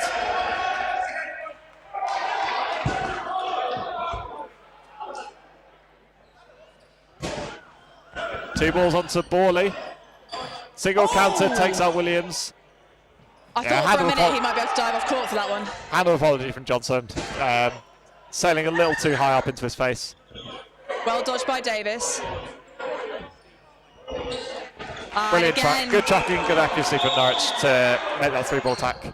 I think Nighthawks having a lot of luck with these like loosely clustered 3-ball attacks. So 1 ball's going centre of mass for the block and 2 balls are going at legs. And they've had a lot of success from that. Yeah, the kind of natural variation seems to pay dividends. It's been a shorter set, just a minute. Norwich again winning that middle ball. Oh, Borley's going for the quick start. Oh, takes out Hughes. Pre-throw takes out. Yeah, pre-throw takes out. Pre-throw takes out Young. So the hit on good speed is immaterial with it being thrown by a dead player. It's a dead ball. Borley very high up court, but steps over that one. Davis with the loose ball. Catch from Skinner. Yeah, I mean, Fletcher at a point where they need to start making things happen. Nearly with the dive. Yeah, Hooper left on his own. It's getting a bit squirrely all over the shop, isn't it? I think people are starting to rush. Hooper holds his ball and puts Skinner away. Great work from Hooper. Yeah, Norwich looking to really assert their dominance at the moment.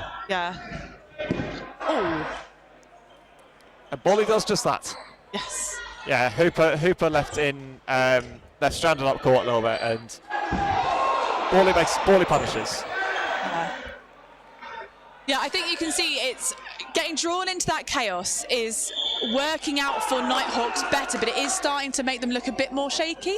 They've got the skill to do better than Virtue more often than not, but it's those kind of exchanges where the mistakes really creeping in before you realise actually you've lost a couple of players you couldn't afford to. So this will be a final set. Yeah, that was like Norwich were going hell for leather to try and eliminate in time. Borley again, not missing with these quick starts. Virtue really need to sharpen up to try and survive these. They've started every set with a player deficit. Single from Young, doesn't find Borley. I think a lot of fire concentrated on this right wing, which you can understand because where a lot of the problems are coming from, but do Virtue maybe need to start looking for hits elsewhere. Oh, brilliant catch from Johnson. Which will bring... good speed straight back in. There we are. That's unfortunate. It was a good hit from Hooper onto good speed to level the deficit, but then the subsequent catch from Johnson really steadies the ship. Yeah. Block out from Borley. Referee is indicating another ball, I think. Yeah, coming in. Well, not quite cross court. Skinner finds the legs of Williams. So 6 players to 3 in Nighthawks' favour. Final. By 3. Oh, Davis going for the free throw. Good dodging from under Hooper. A 3-ball attack. Yeah, that'll do very nicely for Norwich. 14-2 at half. Take a short break. We'll join in for the second half.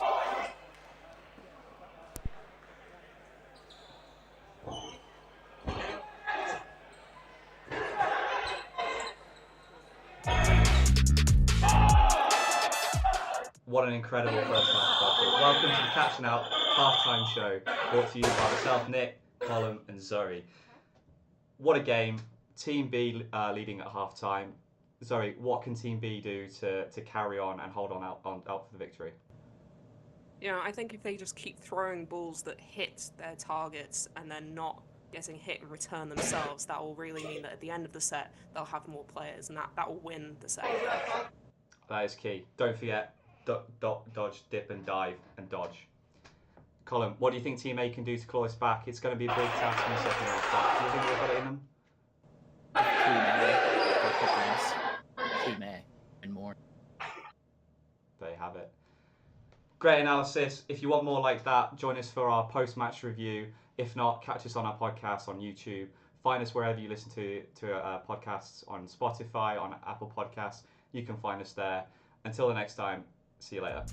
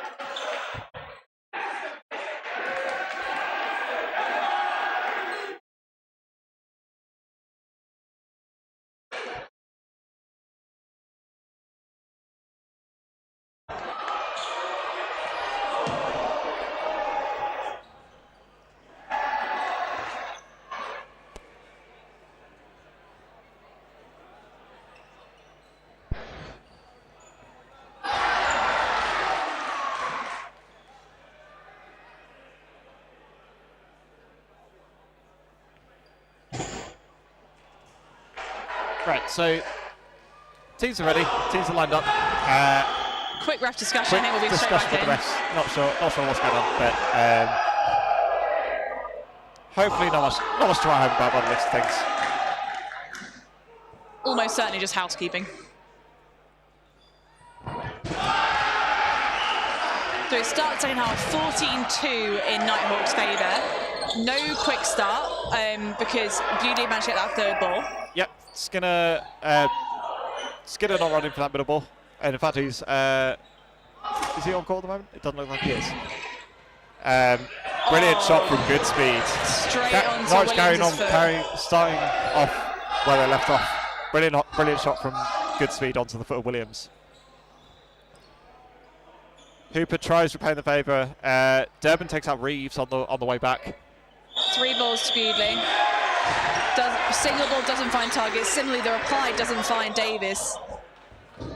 3 balls again to Bewdley. Norwich happy to rotate their wingers quite a lot. With the status of the game and the status of the league, they can afford to rest some of their players. Many balls thrown. 1 target found. There we go. So they did secure the hit. They sure did. Yeah, block from Young amongst the pre-throw, I think, was what was a bit of debate about from the refs about whether that was a hit or not. Brilliant take from Hughes. Gets a round of applause from Johnson on that one. I thought for a minute he caught both there. That was clean as anything. Yeah. Brilliant work from Hughes. Brings back Williams. Yep, 2 ball attack from Hooper and Hughes. Doesn't find Durbin. 3 I'm not balls. sure 4 there's a communication breakdown. Hughes a hand of apology. 2 balls at Davis again. Does well to survive. Yep, 3 balls to Virtue, who are a player up. So let's see if they can keep that advantage. Hughes looking for Durbin. Durbin trades himself with Hooper, which has traded the benefits Virtue more so than Norwich. Well read by Hooper. That's an important player to take out the game if you can. Oh, good dodging from Young. Those. Takes a whack to the floor, but he stays on court, and that's what matters for this team. Yeah, that's what those knee pads are for. Good speed, throws one early. Play 3 have got to go. They all go on good speed and they make the hit. That final reply from Davis takes out Whitley on the way up. It's Mallows left on his own against 4 from the Virtue Empire. Absolute cracking set from Empire. Whatever was said at half time, you want that on tape. Young, Williams and Hughes Williams and Hughes make the hit on Mallows. I think hearts in the mouths for any Virtue fans out there as Hughes goes earlier than Young, but they both find targets. So accuracy from both Williams and Hughes, digging them out of the hole there, throwing a little early with their teammates, doing enough to secure the hit on Mallows. 14-4, and Virtue are going to need a few more of those to get back into this one.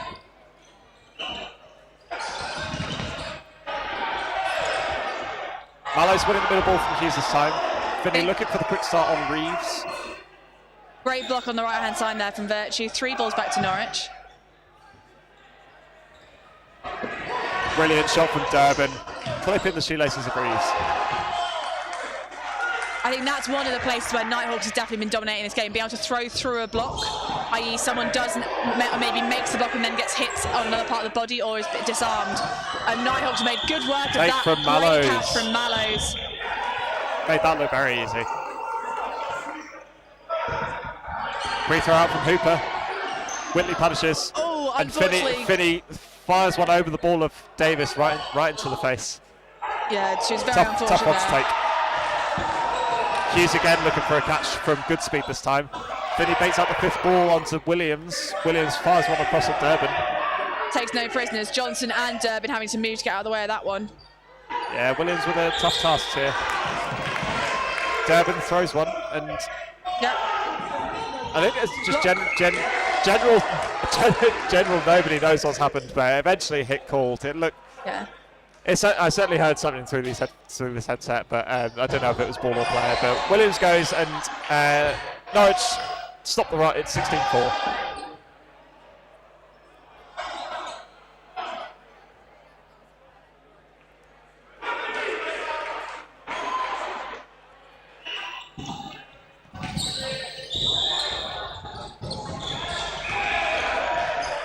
Hughes again, living dangerously a little bit, running for that middle ball and getting nowhere near it from Norwich.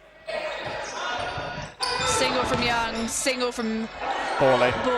neither of which find target. Good dodging on both sides. Hughes putting the pressure on. 3 balls to Virtue.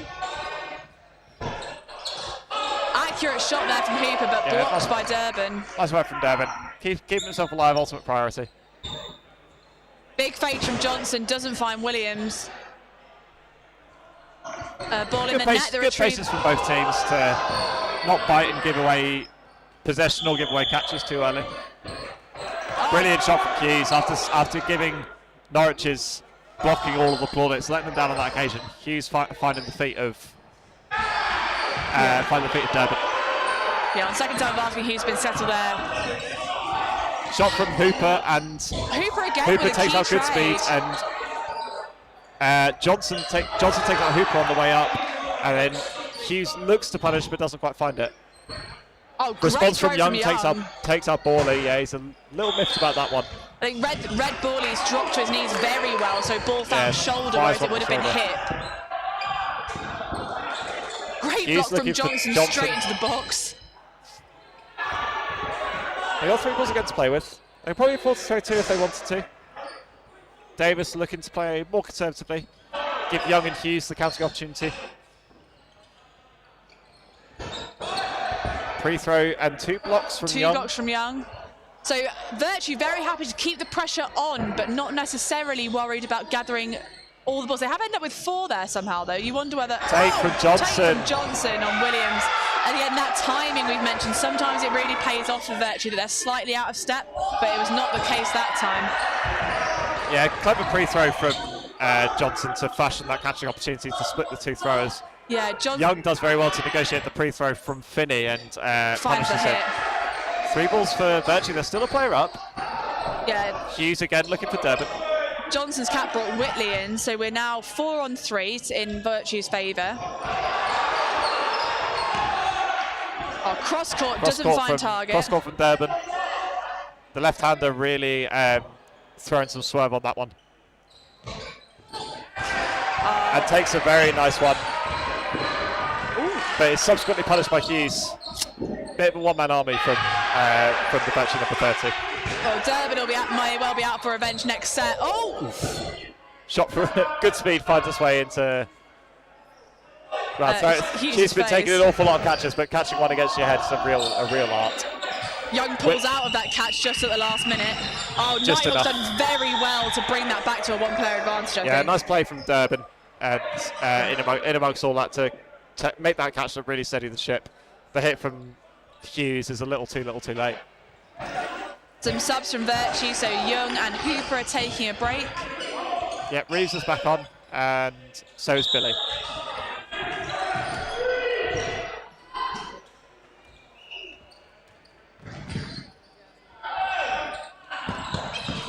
Brilliant shot from Borley on that quick start. 3 balls to Norwich. Good speed again, looking for Williams. Yep, Williams dodges this one. 3 balls to Virtue. Oh, block! I think blocked into himself there. And Davis did very well to get out of the way after nearly being blindsided there from the block.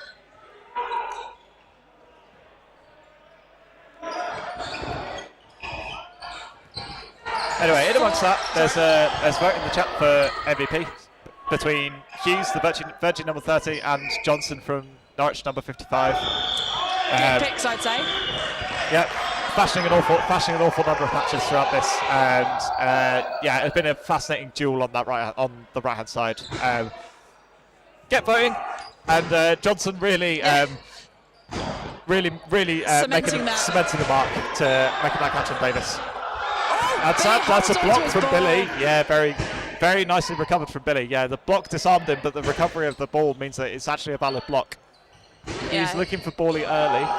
Yeah, going for that back ankle, which is a good place to aim, but Borley's done well to get out of the way of that one.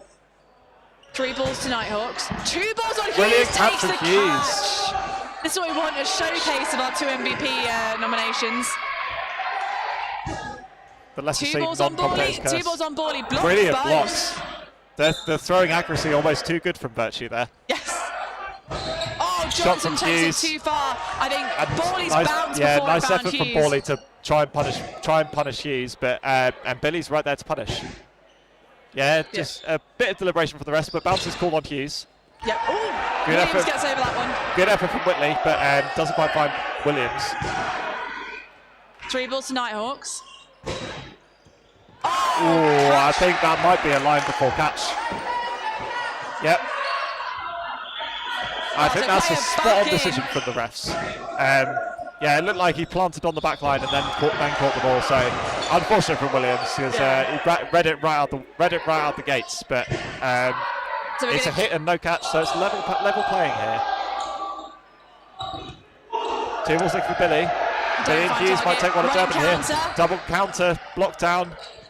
Nice survival from Durban. I don't know whether Durban didn't know whether he'd blocked down or up and was wondering whether someone was going over for the catch, but quite rightly the Nighthawks knew that ball was dead. 2 balls on Hughes. Fifth ball comes out from Goodspeed, and Hughes makes him pay. Goodspeed does make the hit on Billy. It's a 2v2. Hughes doesn't want to hang about. It's block up in the air.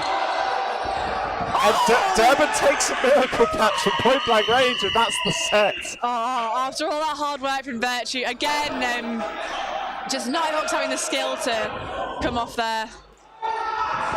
Unfortunate from Virtue. Took some very calculated risks there to try and turn that set in their favour, but a point blank catch from Durban enough to earn those 2 points for his team. 20 points to 4. Virtue's certainly making a game of it on court, if not on the scoreboard. I think, as ever, the scoreboard not giving away how enjoyable this game is to watch. Oh, another sensational from Bawley. Oh, and then Skinner caught napping a little bit, but it does mean that Norwich have 4 balls to play with. Smiles and jokes on the Nighthawks side. I think they're finally starting to relax a little bit. 2 balls looking for Williams, and he's just about okay. He had millimetres to spare on that back line, but he's okay. He only needs to do just enough to dodge those balls. 2 balls to Virtue, setting up for that pre-throw maybe, but they're bringing back that pressure. Davis still quite hard court. Dodges 2. 2 balls looking for Davis. Singapore response onto caught by Durban. Yeah, he's really enjoying himself out there now. Potentially the MVP shout came a little too early for him to make late inroads, but he's been a real thorn in Virtue's side for Skinner can't find remainder. Davis. Davis doesn't find Whitley. Davis has had an amazing day for looking for these real side of foot shots, and she's made a couple of cracking ones. Big fakes, but they don't find Williams. Virtue do have 3 balls to play with though, like it or not. Yeah, and of course it suits Norwich to play very low risk from this point, although they're doing those big fakes to keep forcing Nighthawks Virtue back, sorry. 3 balls to Virtue, high pressure from Norwich. Oh, Skinner finds Davis. does find the mark of Davis in the end. Done admirably to survive an awful lot of firepower from Nighthawks, but 1 pre-throw too many finds the mark eventually. 4 balls now for Norwich. Pre-throw hit and Finney, and the catch from Williams on Durban. Brings back Hughes, big player to bring back in. 4 balls now for Virtue. One hit levels this set.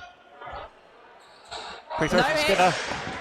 Double attack from Billy and Skinner. Williams finds Skinner. 3-all. Oh, go on, Virtue. Single from Billy on. High pressure from Hughes, looking for that exchange. If it's there, bounce On that's from fine. Hughes. Gives away 4 balls in the process, but these 2 equally dangerous without balls than they are with them. They've been catching pretty much everything not showing. They go for Williams, and he gets a trade with Whitley. It's still 2-all. A lot of background noise in the minute we have Rangers versus Leeds on the court next to us, which is heating up, it would seem. 2 balls, don't find Bawley, he's going to doesn't come back for... And he catches it for Hughes. Another massive play from Hughes. Oh my word. 2 balls on target, and Mallows Just makes sticks the behind catch. Fallows' ball. Billy can't believe it. Oh. 5 2 balls now for balls. Norwich. They look for Reeves. Great dodging No from hits. Reeves. Can Virtue get this 1 hit to try and win the set? No, they can't. They're going 2-all. 21-5. What just happened? Some exquisite play on show from everyone concerned.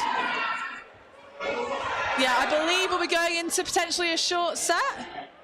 To be honest with you, everyone, I've lost track of where we are in the game.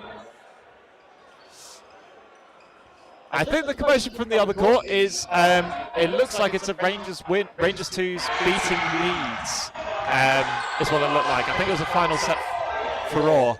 On our court, we're going into a final 1 minute set as indicated by the referees. Skinner gets that third ball. Good speed, looking for that quick start. It's a block out.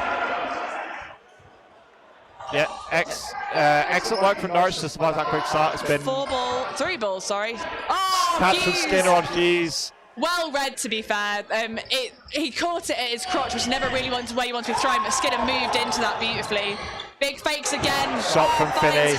Nice disguise on that. Trade between two former Trent compatriots, between Hooper and Walsh. Yes, Walsh been brought on as a super sub, has potentially not made the impact he'd have liked to make in the final 1 minute set. Great Block out from Mallows. 2-ball attack, takes on the middle player. Billy spies the hit from Whitley, but then throws through Skinner's block. Mallows block up in the air Whitley from does Mallows. not go for the catch. Billy and Williams can't hang around. Yeah, Block out from another Whitley. good block from Whitley. They got 5. balls to Play 3 Nighthawks. called. They're going to have to go here. They make catch from Williams. That's time. Catch made to win that final set. It's 21-7 is the final score of this game. And with that, Norwich will be playing Super League Dodgeball next season. So congratulations once again to Norwich Nighthawks. A thoroughly deserved promotion up to the Super League. Oh, especially that second half. I hope you enjoyed that as much as we did.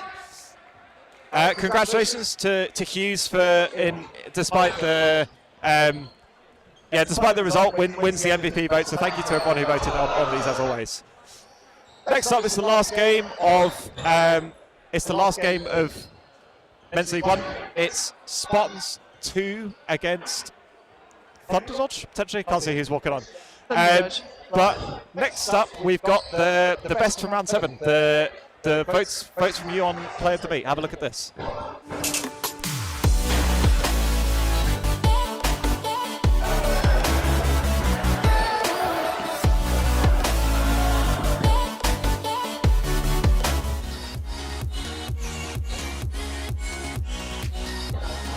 Throw into the basket, so just looking for an outside of the body throw, maybe onto the foot. We see a couple of responses there, and 2 catches from Phantoms, and just like that, this set's been flipped on its head.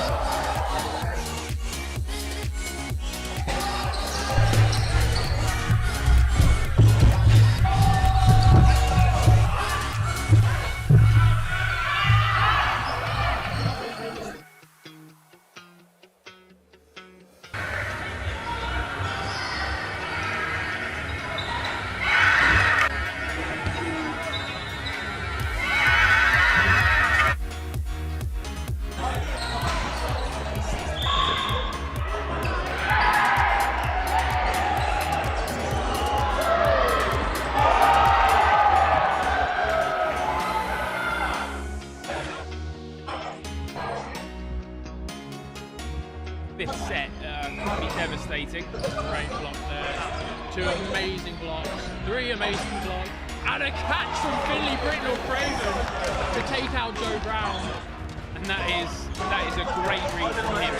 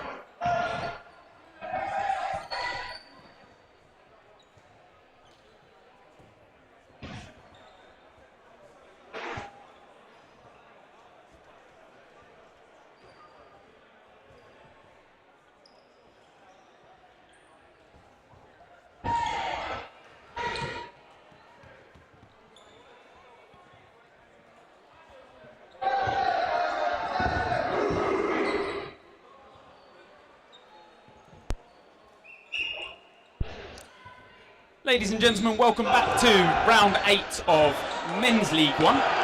Final game of Men's League 1, and obviously just on screen there you would have seen the top 5 plays of the week from round 7. MK taking that with that post standing throw and double catch. I think it won by a clear landslide, a very good play in itself. My name's Greg Whitehouse and I'm joined by guest commentator Michael Lincoln.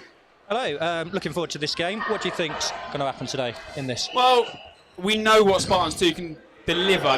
They're a very good squad, sort of in themselves. Personally, and it might be a bit of a not an unbiased opinion, but a strong opinion. I don't think they've delivered to what sort of the players on court should be delivering. Which I can partly agree with when they have got players that are there that have played Super League and have won titles consistently. Yeah. Would you say I know you'd like to think that when you've come down from Super League into League One, you'd like to say you're probably a little bit better than the rest, but it's a different game style, would you say? Yeah, it's a little bit slower. It gives you a little bit more time to think, but the standard definitely has grown over the last couple of seasons, and we're sort of really seeing that with how sides are performing at Opens.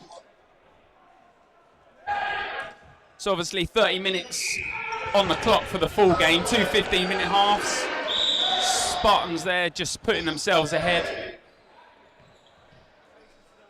Obviously Thunderdodge, I believe, beat Sheriffs 2 earlier on in the day, so I think that puts them out of relegation zone. Especially with how other results have gone sort of this season. Sheriffs have dropped points or picked up some points against Bedford Rangers seconds, getting some good draws, but that looks like a key sort of battle that for Thunderdodge today. Good standing there from David Paul from that left side, and now they'll apply the pressure. Spartans very controlled in their play style. There's no panic. They're happy to reset with the balls. They know they've got the throwers that are accurate. Dave Paul taking a nice trade there to leave them 3 players up. But a good trade, and obviously when you're in that 5-2 scenario, a good trade is sort of that 1-for-1 every time, and that's what you're looking for. You're going to negate the team that you're facing, so they obviously have left players, and you just whittle that team down, and there it is, the 2-ball attack. Nice timed, and Spartans 2 take that first set.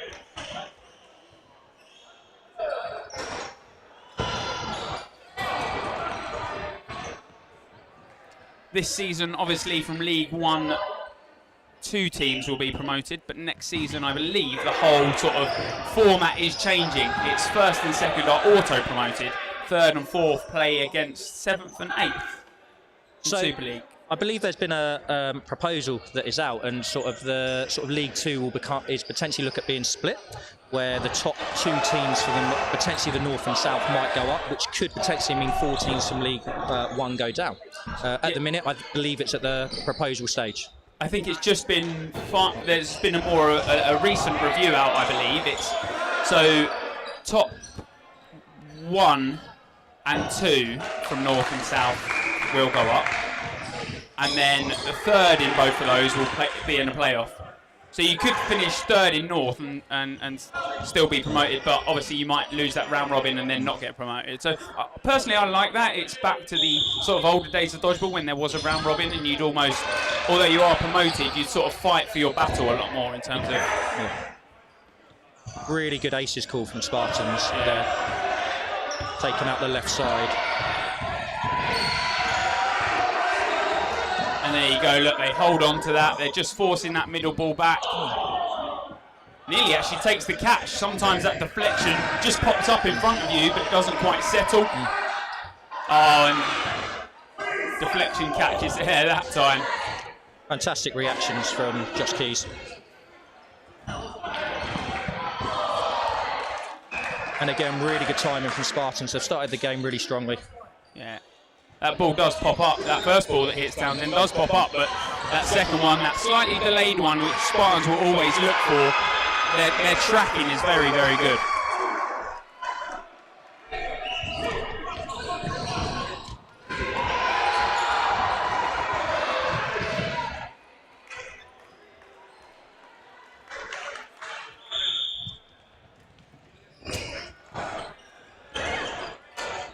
Good power from the middle for our Hayes. Do you think, it's a bit of a weird question I guess, but do you think as the 6 on a team develop that it becomes a lot less role-based, so you have those wingers, you have those middle players, do you think teams start changing and everyone is just as strong, or do you have sort of do you think there's more roles or not roles these days? I think as the sport develops, I think we'll start to see more players becoming more adaptable. So in an ideal world, if you've got players that can rotate from wingers into middle and be just as comfortable there, you're able to rest your throwers and become more consistent at the end of sort of big matches. No, I'd agree. I think there's sort of, you build that roster up. I guess in sort of international, you have now rosters of 14. So that depth and that development is so key for sort of those international teams, and obviously that's going to start at grassroots, that's going to start sort of at these leagues. Yeah. So, you know, at current, I believe the max is it 10 you can have on a roster for a day? I believe so, yes. Townsend doing well to get under the balls. He now has 3. Oh, he's got 4, sorry. He's got 4. Looking to go forward with 2, so... Lewis Higgins has fished.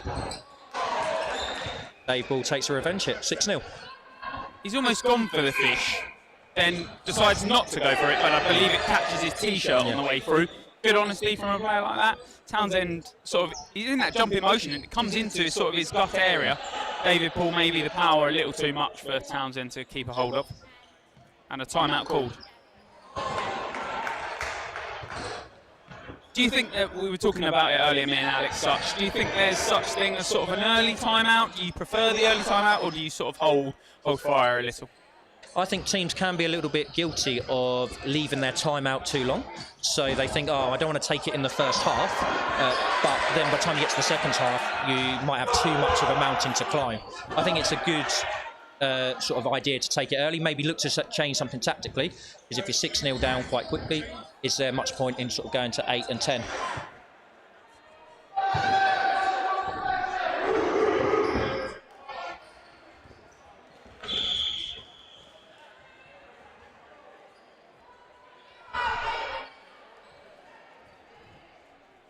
I think it was one we speak about time and time again. It's always a good one to look back on in terms of homework from international events or larger events. It was the England against NI where they went 8 down, and I think by then, personally, it was way too late, and a good catch from centre, catching up Dan Doherty.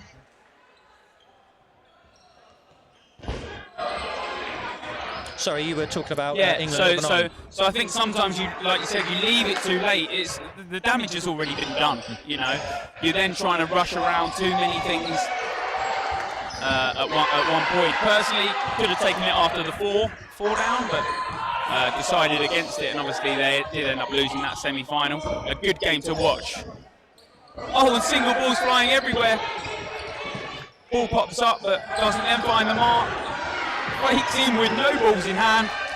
Interesting one.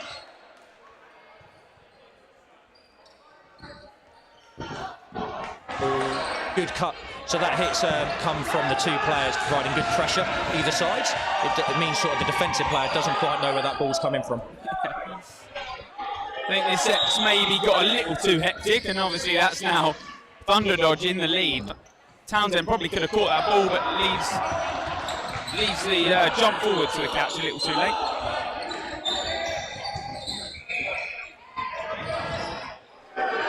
Three v 3, Thunderdodge with the majority of the balls. So, yeah, they take out Josh Keys with that double attack, and one ball, Dunford actually fires it into David Ball, and I don't think he's really paying attention. Dunford drops. He set himself a week before the throw's been made. But the opportunity was there. It was. Oh, and on the counter. Yeah. The delay ball, great one. And it looks like the timeout has had its desired effect. Yeah. I can imagine Spartans will be talking now about possession and not giving away balls early on in sets.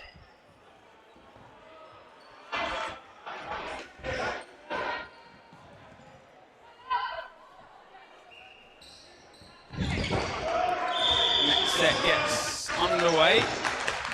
Hayes looks to try and get that rush on that second ball that they've got the left side, but Spartans do bring it back quicker than expected.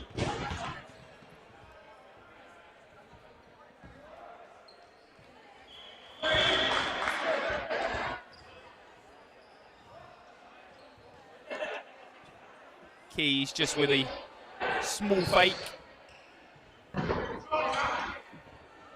And it's a 1-for-1. Dunford tries to fire against Keys, but the ball is deflected onto their side. 4 balls now. And as you spoke about ball possession, Spartans have done just that this set. Good timing, good accuracy on those throws, but nice sidestep from Townsend. And it's that movement, that dodging that a lot more players are looking into now. It's not the up and down, the traditional style dodge, it's that left-right. You're looking at all these separate movements. You don't want to be predictable. But equally important as the movement is the timing of those movements. If you go too early, lots of teams train for tracking that player.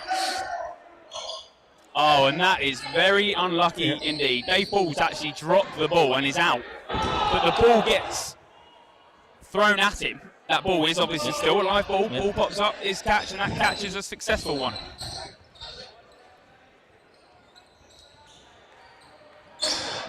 I think he's maybe arguing that that catch shouldn't have counted, but obviously Dave Ball is still a live player, although he's still on the court. Although he's out, should I say.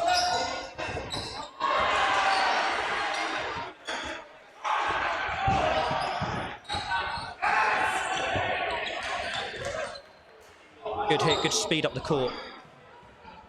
Leaves it 5v1. And 5 balls. And Josh, the first ball is caught. And Josh Keys looking to take that catch.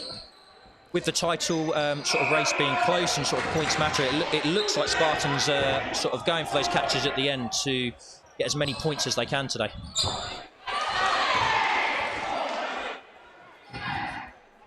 Do they play Nighthawks in round 9? I can have a look for you, actually.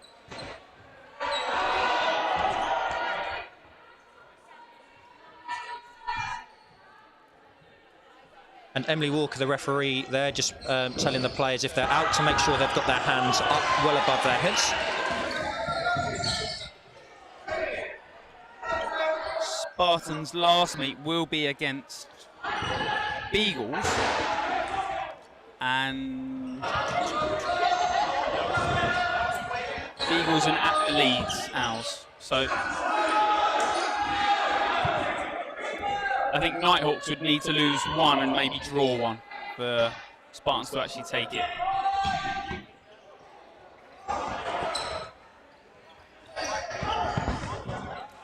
Townsend, that great throw there against Wilkie. Wilkie's gone for the block, but that slight delay there as Townsend, he knows he's hit the jump. Hit him on the toe, perfect throw from Townsend. He's doing everything right when he is on court. Looks like he just got away with that. But the delayed ball was blocked over.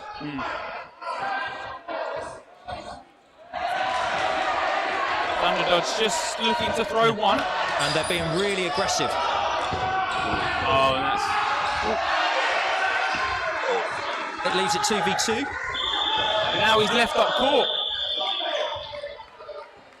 But they decide not to throw Spartans 2. It's now the 2-on-2, like you said, Michael.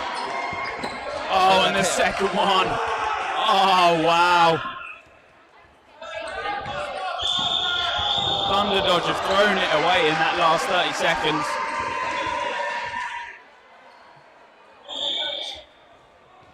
And it looks like Spartans, whether on purpose, which I believe it would be, they're sort of cool on ball rather than your sort of maybe your aces call. They're sort of looking more for that delay throw who's tracking the play. And they've got a few hits from that today.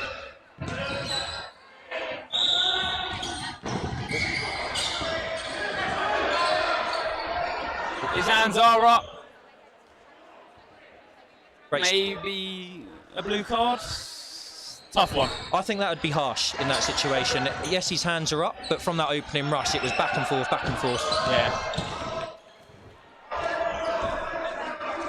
And it has been hectic. And Thunderdodge just lacking maybe a little bit of control. They were aggressive last set, which I really like. And they've just maybe given away that possession this set, and Spartans have reset well. And like you said a couple sets ago, Mike, Spartans too are looking for those sets, and if they close this set out, there'll be another one in the half. Good finish on the double running counter. Yeah, maybe Dave Paul's ball a little too quick, but this will be a minute set. And the score 12-2 currently, so Spartans win this set, they'll go 14-2 up. Thunderdodge maybe looking at having that hectic style go in their favour in this final minute.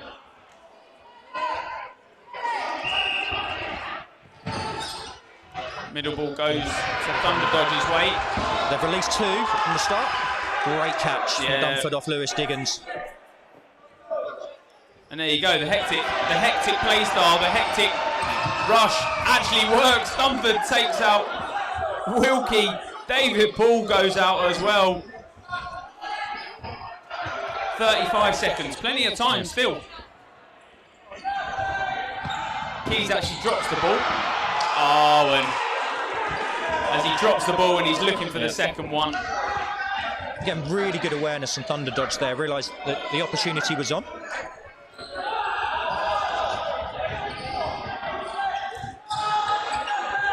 And again, good control from Thunderdodge. They could have taken the double running counter. They're waiting for more of the possession.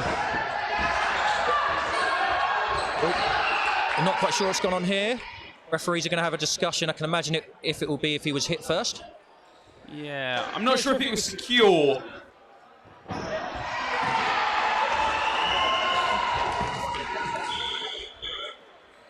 The discussion will be made amongst the referees. Maybe the ball wasn't live, that he actually... No, because if he... Ball retriever full. 10 seconds left on the clock.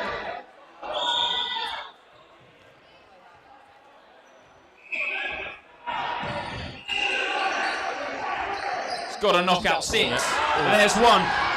There's 2. Oh. would have been a great 5 or 6 throws if he delivered that. If he did out all 6, I think that's safe to say that probably would have been our player of the day. Player of the week, for sure, Michael, for sure. Anyway, Thunderdodge do end up winning that set before the half. 12-4 at the half. Has it been a 12-4? Has it felt like a 12-4 scoreline? In places, yes. In places, certainly not. I think where Spartans have dropped the sets is where they've let their ball possession go a little bit. When they've reached...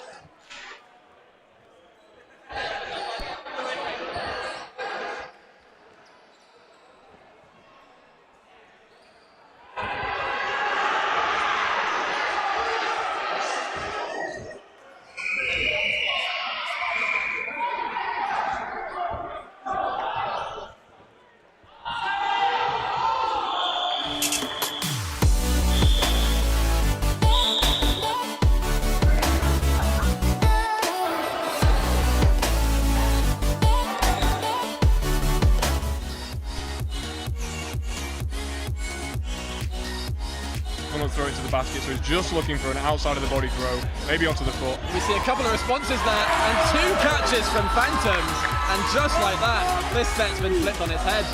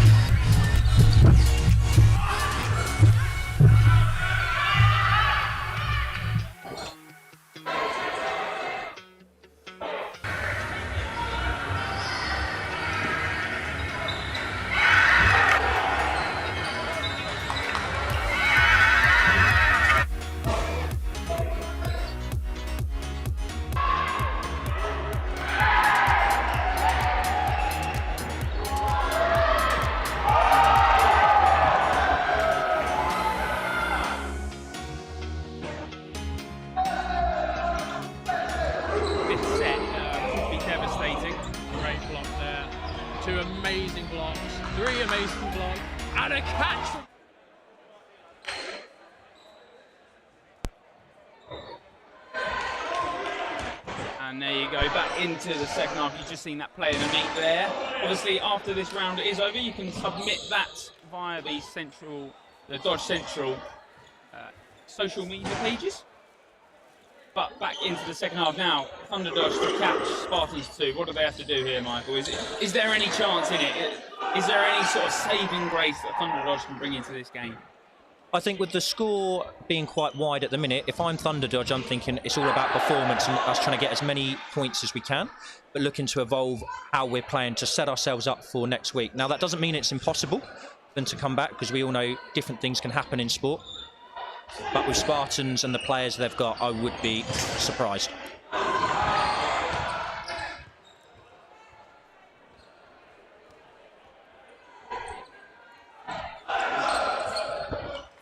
-15-minute half. Obviously, this second half, each set comprised of 3 minutes. If you eliminate all the players, you win those 2 set points. If at the end of 3 minutes, obviously when that set ends, you have majority players, you'll get 2 set points. If it is equal, then both teams will take 1 set point each. An even start to this set. 30 seconds gone, no one out just yet. Really good post throw from the right-hand side. Left-hand side as you're looking on screen. Yeah, Wilkie just getting out there. I think he's not trusting the cover, or the cover isn't quite there. Keys then doesn't find the catch. That 2-ball throw just takes him out. So Thunderdodge now 2 players up. That timeout proving very beneficial in places. Obviously Spartans 2 got a couple of sets, but Thunderdodge definitely looking a lot more in this game than the start. They're looking to be more aggressive with their wingers, so they're sort of running up and they are releasing more often than not, whereas at the start I felt that they were maybe a little bit more passive, so Spartans potentially thought, oh, nothing's coming back, and it allows them to really put their arms through off a free ball attack at the start when they're releasing the singles. There you go. The aggressive run in there does take the ball out of Warren's hands. When that ball that was in your hands becomes dead, then obviously you've lost possession. It used to be once upon a time, as soon as it lost contact as one part of your hand, it would be claimed as lost control. Now back into the lead in this set Is this the start of the momentum that Thunderdodge are after? In good timing on the throws, he's done well to get under it. Tried a no-look throw, well read by Doherty. Yeah.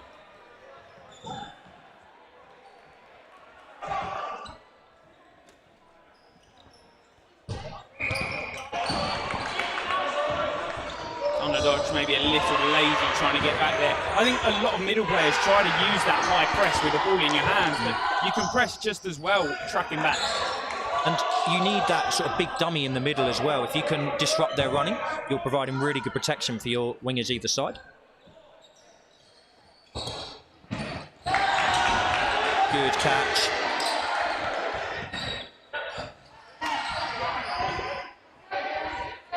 Was a catch made there. Set ends 3-1. 3-1. Again, I like the start Thunderdodge made to that set. Yeah. I think it was just that crucial bit of awareness from Dan Doherty at the end, obviously evading that no-look throw, but also taking the catch at the end. What will be interesting here is how do Spartans regain possession? Will they be as disciplined without two experienced players on the court, with Lewis Diggins and Dave Poole currently being off? They've still got really experienced international players with Josh Keys.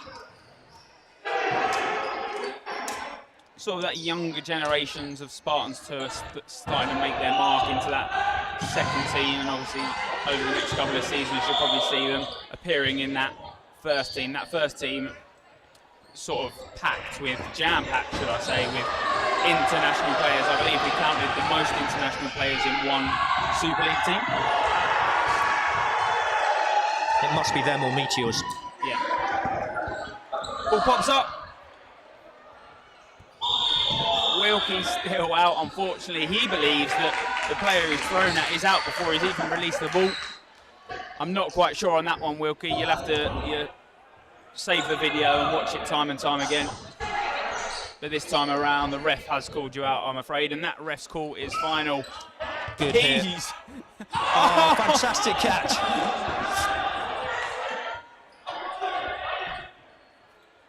Are Spartans too starting to lose a bit of concentration here? Lazy dodging personally from Keys. He shouldn't be doing stuff like that at this level. And Doherty looks for the catch and it hits his toes. You said it yourself, maybe the experience from Dave Poole and Diggins off is not what they were after. And that doesn't mean the players on the court haven't got the talent, but sometimes just that experience here, just to slow the game down. Not allow one hit to become two hits quite quickly. My guess here would be that they would take a timeout at half-time. Or not half-time, they would take a timeout after this set. I knew what you meant. Oh, he goes for the chest pass. But a trade comes out from Thunderdodge, and they do take that set. 14-6. And there you go. You called it yourself, Mike. It's like you're an experienced coach. But a good timeout, like you said, and I think it is crucial for that. Just that stop of momentum against Thunderdodge, but also the sort of regaining maybe a bit of pressure and a bit of concentration on the game that's at hand, you know. Yes, you're 14-4, 14-6 up, but you've got to make sure these sets are coming into your favour. Absolutely. And 14-6, while you have got a few sets there, you only need to lose one or two more, maybe a ricochet catch go against you at a key moment, and suddenly you're under a little bit of pressure. Good time for the timeout. 9:23 left on the clock, there or thereabouts.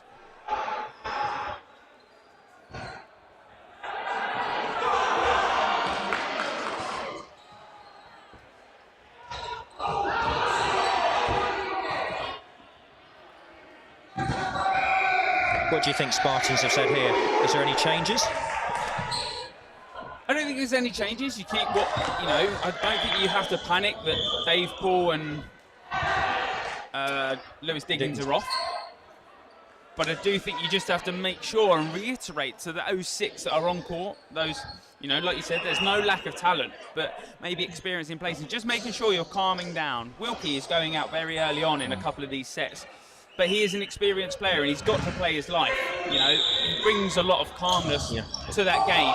And there you go. You said it before. They talk. There's a lot more talk in this set. It's what Spartans 2 needed.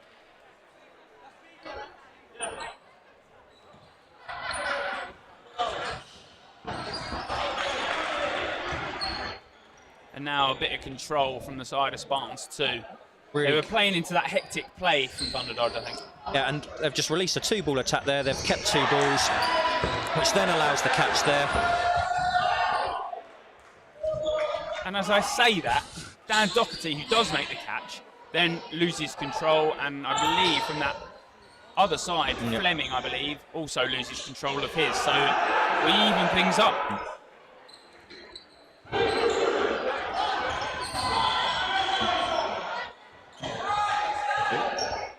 Play 2 is called.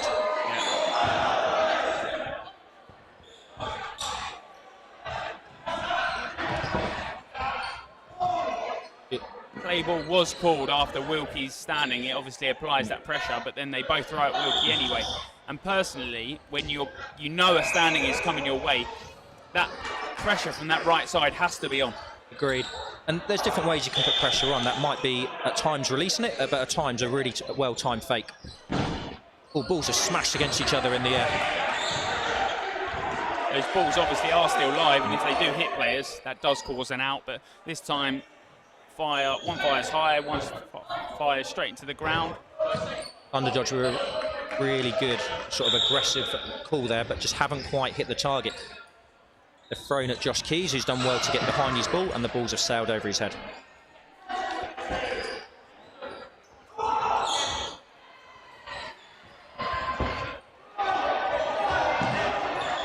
Now that one player up for Thunderdodge. Just under the minute mark now. And this is where they'll look at single balls and trades do come in. Yep. Actually, a 2 for 1. 2 for 1 for Spartans there. Good pressure from the wingers. Leeds at 2v2. Keys and young talent Warren. Time is pause there. I think the ricochet ball from the side of that right side does hit a player in the face, and I think sort of that when time is paused, I believe he now does have to be subbed. That should be how the rule is enforced. What I'd really like to see as a development for sort of dodgeball going forward would be almost if we could mic one of the referees up so they could explain the decisions. There is plans to, Michael. There is plans to. We had it, I believe, at World Champs. Yep. At centre ref. Sort of that rugby style, sort of like comes. His mic doesn't have to be on all the time. No. You don't have to hear it, but he comes forward. It's just to alert sort of the people watching. It's a little clearer, and obviously to let us know. As much as we've played the game as long as we have, sometimes you aren't always sure on the ruling that has been made.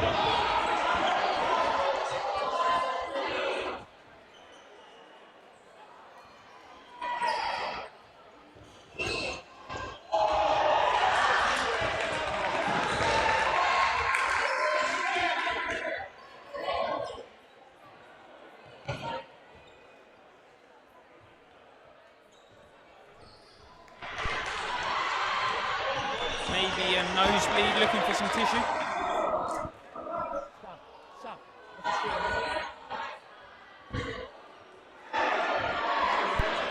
So we'll just find out some scores from other courts as timeout is in process. On court 1, we currently have Bedford Eagles versus Nottinghamshire Seconds.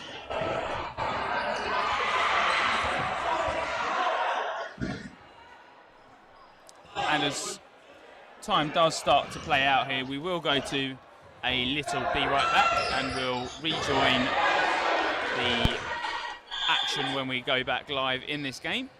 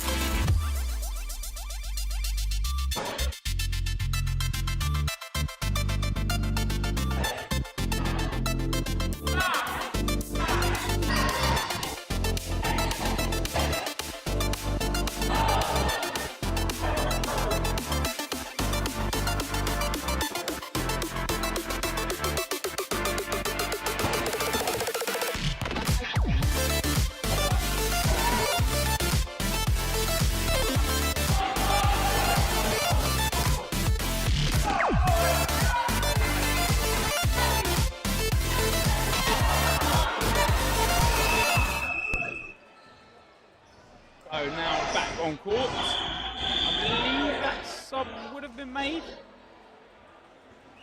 A 2v2, here we go. There you go, back into the game. Spartans with the 1 ball release.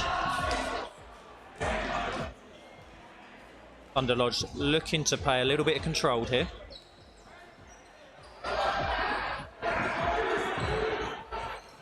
Good double running Howard, a good height on the jump. Josh Keys looks for it, but then decides against it. Oh, it's just slipped out. Yeah, he's actually set himself perfectly. Like you said, he's got into that low angle. Josh Keys does throw low, but the catch is not as successful on Warren with his simple block that comes his way. How would you play this situation here, 2v1 up and time? But let's play it out. I think at a longer sort of time frame, you're looking at sort of under a minute. You just play the 1 ball, the 1 burn ball, what we call, you know, that ball is a valid ball and within the area of the player, but it's there in that burning process that you're not giving them the catch, you're not feeding them that play. Especially here, if you're throwing against net, sort of at a different angle, so that ball is sort of dealt with sort of for 5 seconds, or sort of an angle. Next set.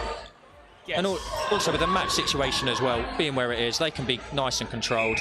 If they were 16-6 down, they're probably looking for the double running counter in that situation. But a full start from the side of Thunderdodge. So obviously that ball is given to Fleming on the side of Spartans 2. That ball a live one from the start.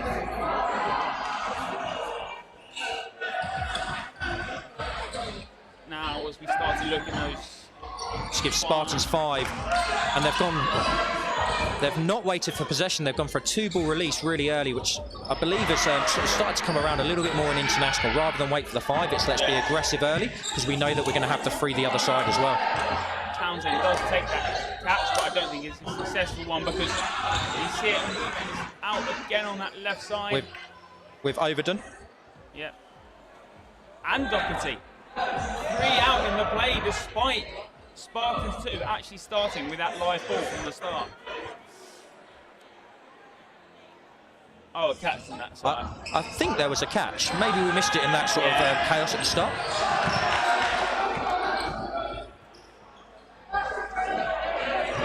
About 5 minutes or so, just under now left in this game as we start to look for the MVP vote of the game. Personally, from the side of Thunderdodge, I'd say so. I'm not quite sure on his name. The gentleman with the glasses, the goggles on the right side. Or the gentleman in the middle. Yes, the gentleman in the middle. I'll remember his name. Is it Haldenby or something like that?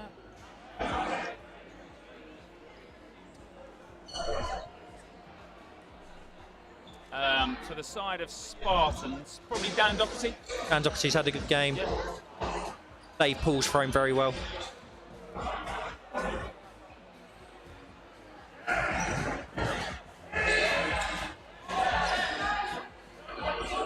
And just as I say, that number 17 from Thunderdodge makes a good hit. Dave Paul also makes a good hit in response.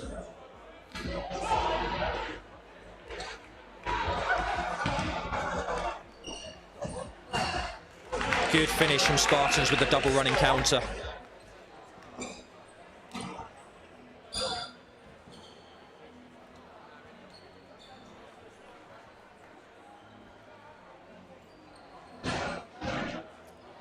So Doherty obviously on that one-sided vote, but just finding the player's name from the side of Thunderdodge.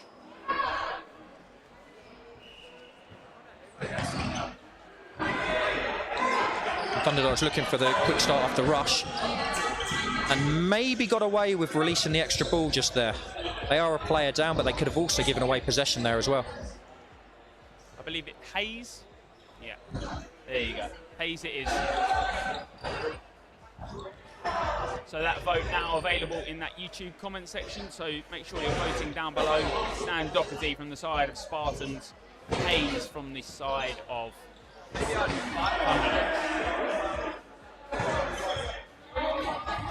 Thunderdodge just looking to slow the game down, targeting the ball, tracking back with 2, getting behind the ball, stop the post counter.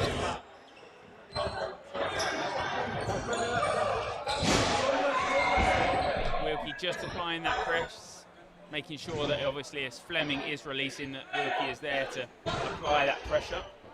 Ooh, Dave Poole blocking it onto his teammate Warren. That is a horrible feeling. Oh, and he does catch it. Maybe not the greatest set from Dave Poole there, unfortunately.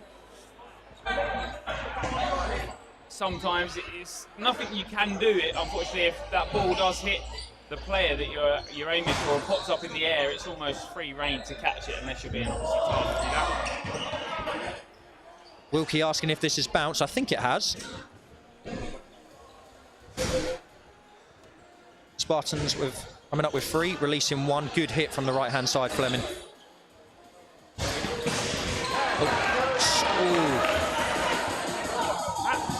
Townsend making the catch.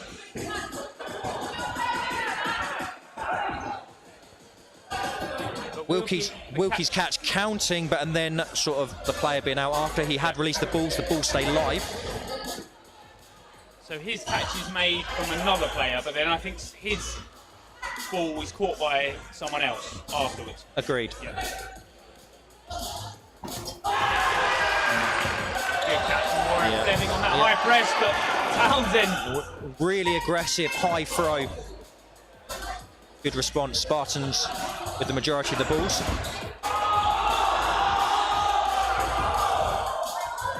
Everyone shouts hold from the sideline of Thunderdodge. Good hit and well tracked. And that's why it's so important to keep your eyes up, that you do get those opportunities off those ricochet catches. That hit is then made, probably dying seconds of this game. They do have to come forward. The whistle is probably going to go by the time they've thrown. 2v2.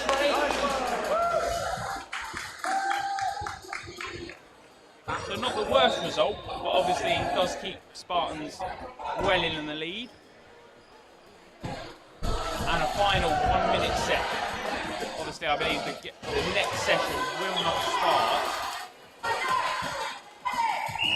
That session will not start until this game finishes. Because otherwise one court would be massively ahead.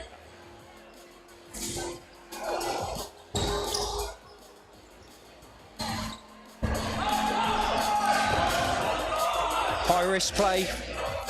He has got the hit. Thunderdodge, 2 players up. Spartans with the majority. Oh, and Hayes takes a catch, but hit as well.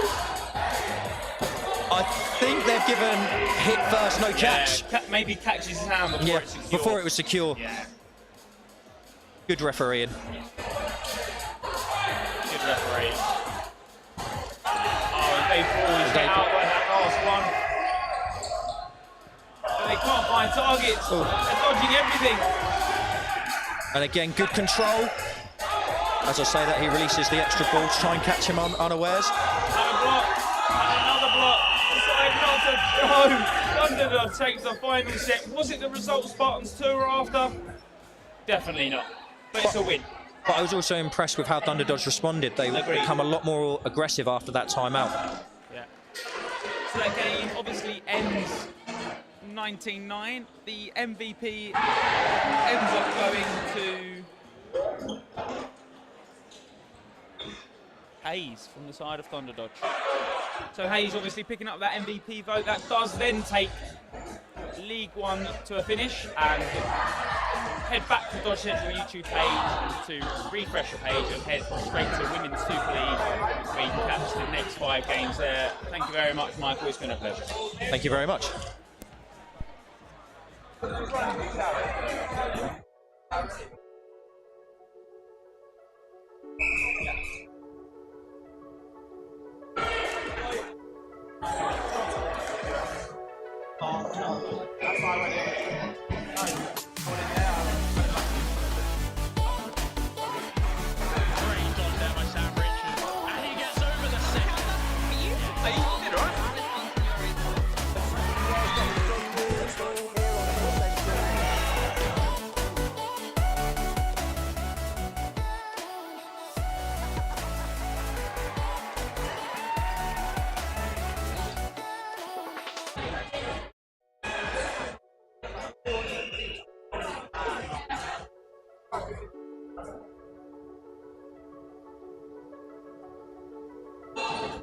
I